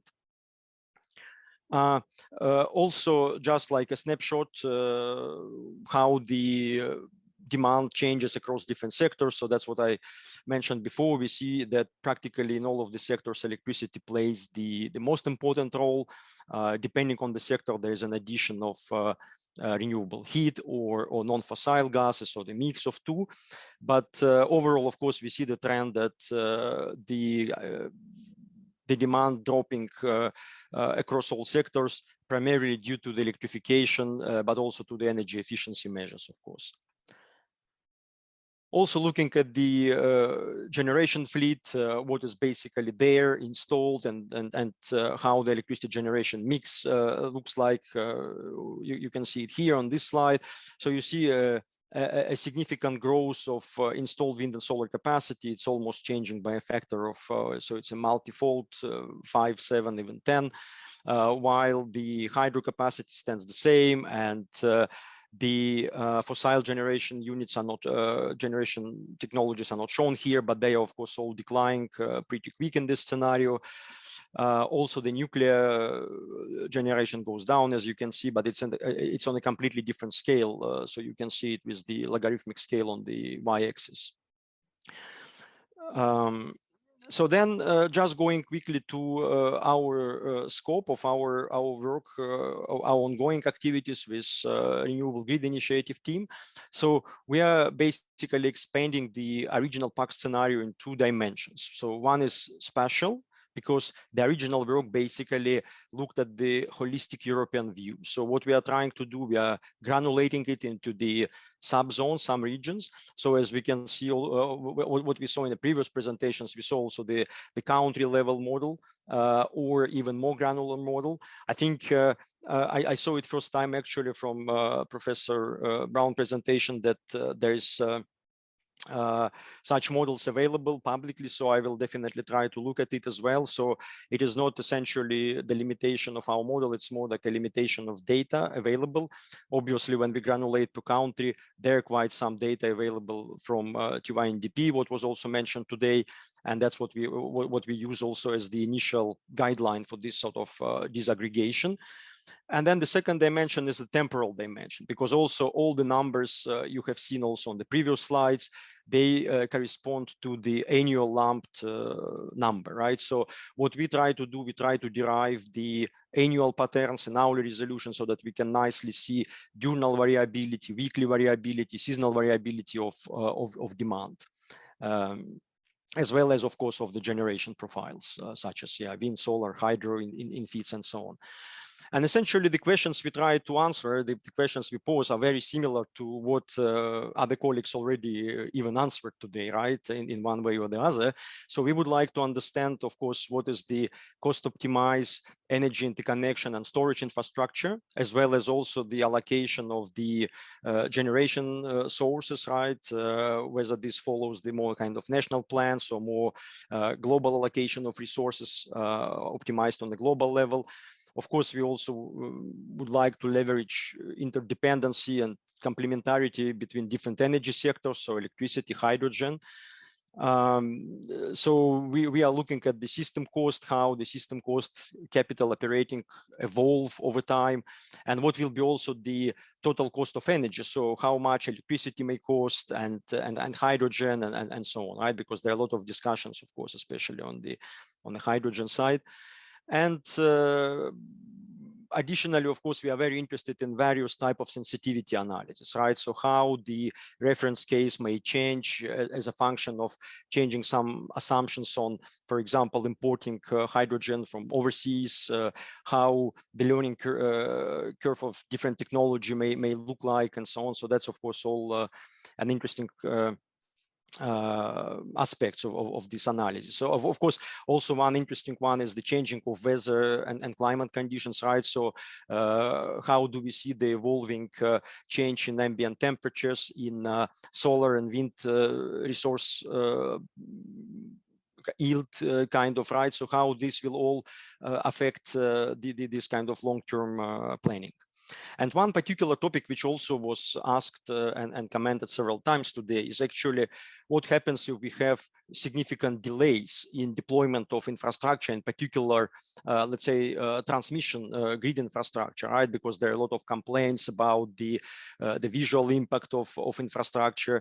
And obviously, we see there also like two different kind of sub-scenarios, right? So in case if we actually still build the generation technology, but there is no grid to make this energy flowing around, right? So it would be more kind of localized, probably selecting second, third, fourth best economic options, which will of course result in the raising cost, which we have seen already today. But then of course there could be another scenario where basically the whole process will be slowed, right? So the generation investment will follow the delayed investments in infrastructure, and that will also slow the achievement of our climate targets, actually, right? So this is also interesting questions. So the tool I will talk today about is basically what we call also long-term analysis, long-term planning tool. It's part of a bigger family, right? So where basically we look in sequential steps at different aspects. So starting with this long-term analysis, which results in certain generation, storage, grid assets, portfolios, right? And then feeding this into the market simulation, or we can also say, yeah, security constraint unit commitment type of tool, where we basically see the need in reserves, the economic dispatch of the system and so on. And then actually from specific snapshots, for example, when in a market simulation, we are coming to a certain time instant where the share of variable renewables is very high. We have seen already today that it may reach also instantaneously 100% or even more. And this of course results in changing dynamic properties of the system. So we then take this snapshot and study it as the dynamic security assessment, where we look at frequency, voltage, angular stability, and of course all these sort of stages, they are connected, so it's a closed loop system. So when you experience certain problem on a dynamic space, then you can actually feed back some of the modified security constraints and be sure that you dispatch right amount of technologies. And of course, if these technologies are not presented because it was not invested from the beginning due to the low resolution of the long investment planning model, then you feed also back this kind of flexibility constraints so that you ensure that certain technology is basically there in place to tackle this dynamic problem in the future. So we have also the legacy energy system kind of description with the generation mixes, production, hydrogen, transport and storage assets. So and final energy consumption. We have future scenarios where we define different trajectory of changes in demand. It could be also some enforced generation capacities built, but typically we give it as a variable so that the optimizer can decide also where and what type of generation technology to build. So then it all feeds into the what we call optimal energy system infrastructure planning tool, which is essentially a linear programming based multi-period, multi-zonal optimization in our resolution with a big set of constraints. We will see some of them in the next slides. And then basically as the output of the model, we get the chronological. So basically from today till the future, it all solved as one optimization problem. We get the investment portfolios, but also we get quite granulated insight on the power exchanges between different regions, the energy storage, charging, discharging, so that we can basically see all this diurnal state of charge and seasonal state of charge of storage. So it can be all, I mean, it's all animated so that we can see how the things are kind of changing and we can play different scenarios. So this is also a multi-zonal model, as I mentioned before. So of course, zone can be country or it can be a smaller area, right? It's all depend on the available data. So the model is quite capable to solve the problem of quite large dimension. So from the technology point of view, so here at the moment we model the electricity and hydrogen system. I've seen today also the layers of methane, and probably one can add also some other layers like ammonia and synthetic fuels. So this is something also in the pipeline we think about. Very important aspect, of course, is to have the CO2 emission also balance in the system. So we don't have it at the moment. We just quantify emissions, but we don't use storage, for example, and so on. So this is something also in a pipeline. We have different generation technologies. We have different storage technologies like batteries, pump hydro storage, compressed air. We have for hydrogen storage underground caverns or high pressure tanks. On the demand side, we also have, of course, in the simulation, we use the lumped demand as a single profile, but there's some pre-processing where we actually really look bottom up, and we have sectoral demand, and then just everything is compiled to the bigger one. We also have the kind of demand response, demand flexibility type of feature. So each of the type of demand can be adjusted in a way that you can define the percentage of demand and the time shift plus minus number of hours, so that basically this is also taken into account then in the optimization process. One aspect what I wanted to mention also regarding this investment cost. So one element which I'm pretty sure other colleagues also include, but I just didn't see it today. It's so when we compute the total cost of the system, in addition to adding investment cost and then accounting for operational expenses, we also have we basically subtract the residual investment cost. So whenever we do an investment, for example, at the very last period of the optimization frame, then basically we integrate into investment only that portion which corresponds to the residual time, right? So what goes beyond the end of simulation period is not accounted, right? Because that brings value in the period further the simulation stops. And then also it would be interesting also to hear, of course, the opinion of colleagues and how they do it as well. But in addition, for example, to many constraints you see here, we have also the constraints which are defining a certain pace of construction of technologies, right? Because if you imagine a certain country where you have zero electrolyzer capacity today, so we don't want the model to build 100 gigawatt of electrolyzer in the next time step, right? So there's a certain well-guessed sort of trajectories of how much the manufacturing capacity can be ramped up actually, so that we can make a cautious decision on how the capacity can be ramped up due to multiple, let's say, constraints outside of the problem. I've seen also there was a question about the dynamics of the pipeline, and here I would like to say that we actually started our modeling some time ago without assuming any dynamics, and recently we upgraded our model. So now we actually include the transient model, which represents the dynamics of the gas propagation through the pipeline, and which basically links the mass flow with the pressures at the end of segmented line, right, or the segmented pipeline. It shows actually quite good results compared to nonlinear models, and of course then we can still preserve our linearity of the problem. This is actually quite important element, especially when we look at the relatively short-term flexibility, because when we look at the electrical system, of course, the electrons, they propagate instantaneously. So we can say that if we inject that much power in Portugal, it is seen in Poland in the same hour in the frame of our model. But when we talk about hydrogen, it will take several days to travel actually that distance, right? So typically, I think for methane, we talk about 5 to 10 meters per second velocity at typical pressures, and hydrogen is about 2-3 times faster. So we get maybe between 15 and 30 meters per second. But still, it brings even for short distances, it may create a gap of few hours, which is already basically may result in the inconsistency in the balancing of the model. So we also have this infrastructure deployment delay integrated. So like the base model is solving the problem overnight. So whenever we take investment decision at the same time, the asset appeared in the operation.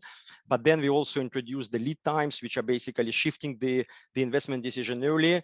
And then the investment cost is spread over multiple time periods. And with the interest rate, of course, it results with the higher cost at the end, right? And the more we delay, the higher the cost. And of course, if you look at extremely high delays, then basically some technology might not be built at all during the optimization period. Like a few additional assumptions. So this is the present model, what we have. So it has about 30 zones on land.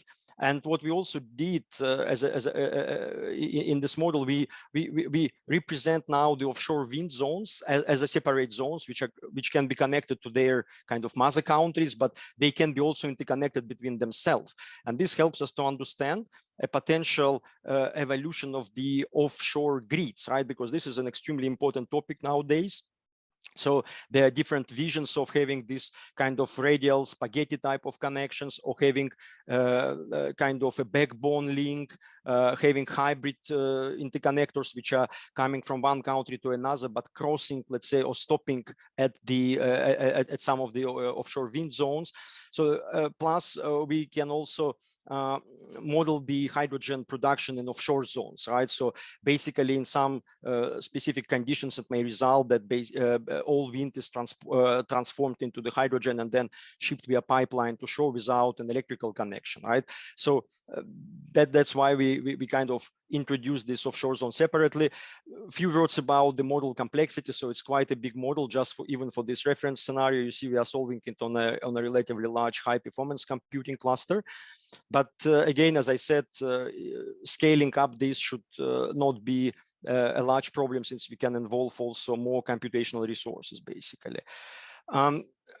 On the demand side, I don't want to show all the demand profiles for different countries and so on. It's just to give you a little bit of an idea that how the electricity demand increases over time, what happens with hydrogen demand. So for example, on the hydrogen side, you see the today's demand, which is basically produced via steam methane reforming and just used in industry as a feedstock, while in the future we will have also some additional demand in industry and transport demand may be slightly even dependent on, let's say, driving patterns, on the ambient temperature, because when it's colder, the road transport may use a bit more energy and so on.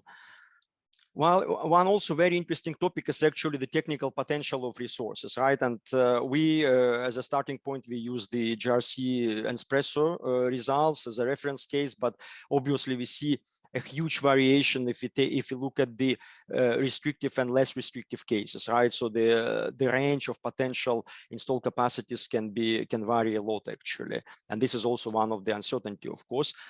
So same as for solar, right? So we see how the potential is spread.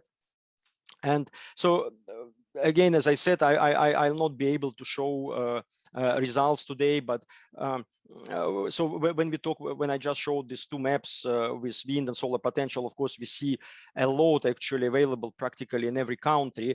But the problem, of course, is that if you look at these countries as electrical islands separately, what we will observe is that when the share of the variable renewables will grow as a part of the, let's say, annual demand, what you see in the x-axis, so the potential, and then if you translate it into the real penetration, real use, we see that basically at some level it starts to deviate from the reference curve, because on the shorter time horizon there is no mismatch. Even if you have like enough energy produced annually, on the shorter time horizon, seasonally, weekly, daily, so that there's a mismatch, and that results in a significant deviation, especially for solar, right? So the gap is huge. So we need some additional technologies to help to bring this curves closer to the reference curve. And then this is actually the result of the simulation, which is coming from our kind of initial results. But I think this is fine to show, because here we can see, so if you compare on the left side, the kind of the red curve, which is an optimized combination of wind and solar for a specific country, you see that basically when we approach around 80% potential on the annual base, we are having almost 15% of curtailment of that energy, right? While actually the proper investments are taken in the storage, in the interconnection capacity and so on, we managed to keep it very close to the reference curve. So, so the curtailments are minimal, actually. So finally, just to conclude, of course, we see a huge importance on the need for having, let's say, multi-energy vector system planning, so combining the sectors. So we combine at the moment electric and hydrogen system, and that helps us to understand also where, when, and what kind of technology need to be deployed. So the model we have at the moment, it has some features like offshore zones modeling, so which allows us to make a better representation of what may happen in the offshore areas. We model hydrogen pipeline dynamics, and we have also this asset deployment delays, where we can specify per specific technology and region. So we are currently working with Renewable Grid Initiative on modeling PAC scenario for Europe, and our plan is to have final results available in spring 2022.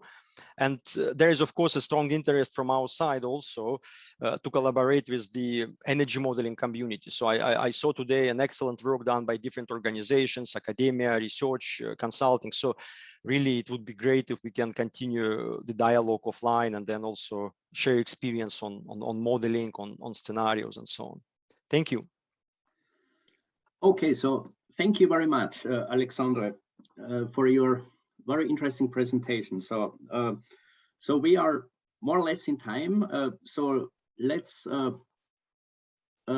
try to cluster. So we got more 23 questions so far, and the previous presenters already, let's say, answered them in the Q&A session. And now we have around 50 minutes or so, so I think we can extend 5-7 minutes our session. And so from my perspective, so we more or less have 3 clusters of questions. So finally, addressing several of the presentations. So the first one is the social acceptance, the different cost, the trade-offs of electricity versus hydrogen infrastructure, and in this context also the land use. Let's also take the social acceptance of land use for the renewables to produce, for instance, hydrogen, or to produce electricity and to deliver to the load centers. So maybe several of you presenters could just give in a few sentences, not too long answers, please, because I have 3-4 clusters of these kind of questions, which addresses several of your presentations. So, so maybe just a few sentences, and let's start with Tom Brown, because also in your presentation, this was one of the specific questions. So on the cost front, the costs of the infrastructure don't tend to be playing a big role in the overall system costs. So the cost of underground cables, for example, versus overhead versus hydrogen grid, the interaction is not there. The interaction is from the acceptance limiting what you can build and how that then back reacts on the effective integration of wind and solar. So if you restrict the grid expansion, that limits how well you can expand the wind and solar. So the acceptance is actually the system cost driver, as I see it. And underground cables, as somebody mentioned, would be a way out. The land usages do get considerable. So for example, when we exclude the onshore wind, we have PV then covering like 1.5% of the area in Europe. And that's really quite substantial change in the landscape. So the land impacts then do also become big, even for utility PV, if we restrict onshore wind, for example. So wherever we go, there are going to be acceptance problems, and finding the pathway through, I think, will be decisive on how much the system ends up costing.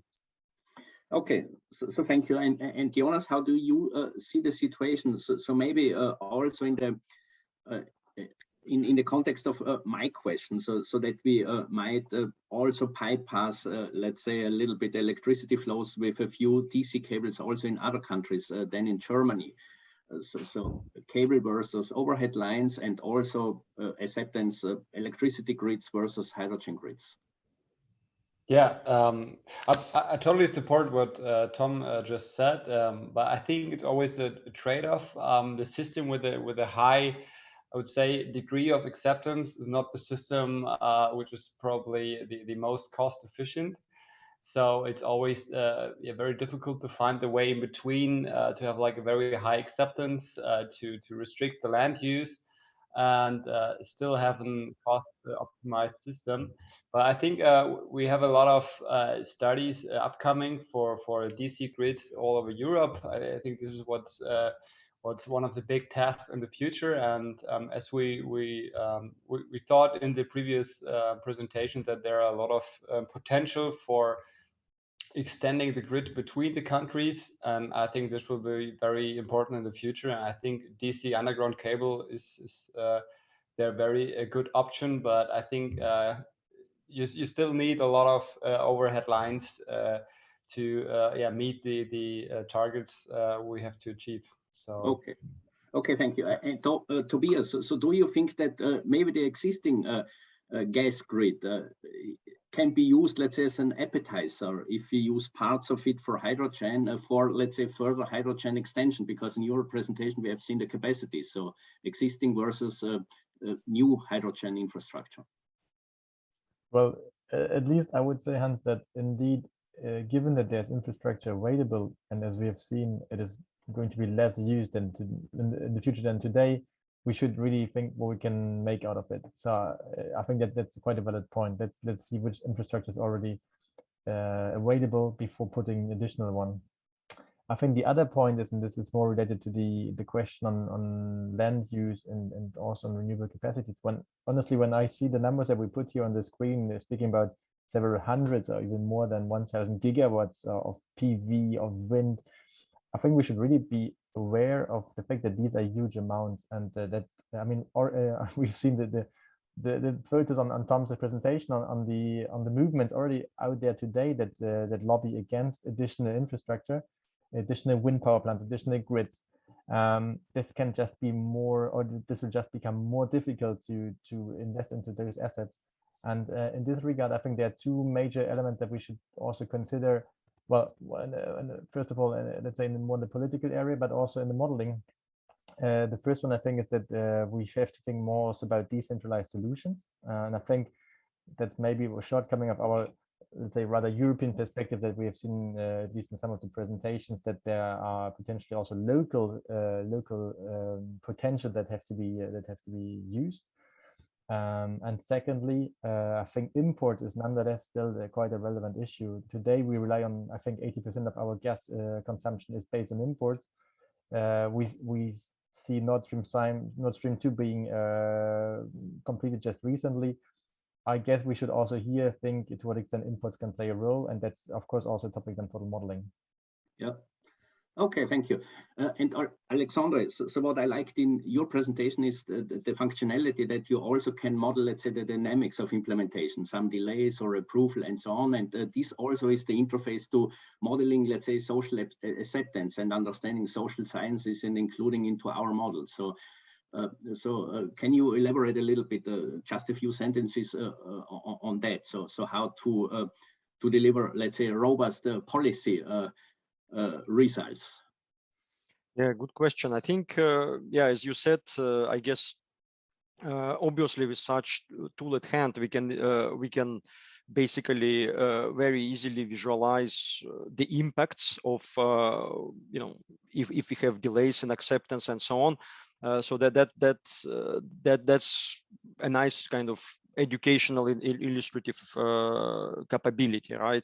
Of course, now when it comes to specific ways to convince or to change the acceptance, I think that's a different story, right? And then I would like also to probably mention, I mean, that when we talk about underground cables, of course, I think there's a huge potential of hiding the infrastructure, and basically this opens a large potential for HVDC technology itself, which was mentioned. And then I think what is important also to show is not only that by adding HVDC, we only let additional capacity available, but it's because we are also adding a large amount of flexibility in the system. For example, you can very easily reverse the flow in the link connecting the countries, which with AC technology is not possible without adjusting the generation dispatch, right?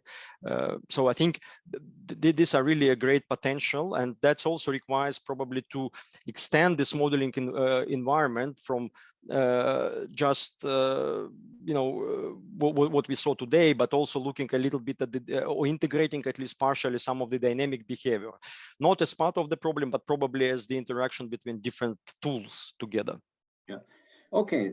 Thank you very much. So the second cluster is, let's say, the the headline demand modeling or residual demand modeling, because we also have to take into account in our top-down European energy system models, where we show the big picture. So what's going on local level? So local heat demand, local heat grids, maybe solar thermal or seasonal storages and so on.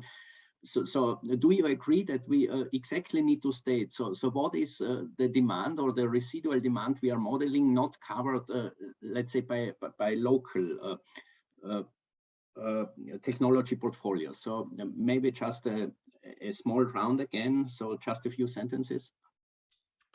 So for us in the building sector, on every single node, we aggregate a representation of district heating, and then we have individual heating for residential, services, urban areas, and rural areas.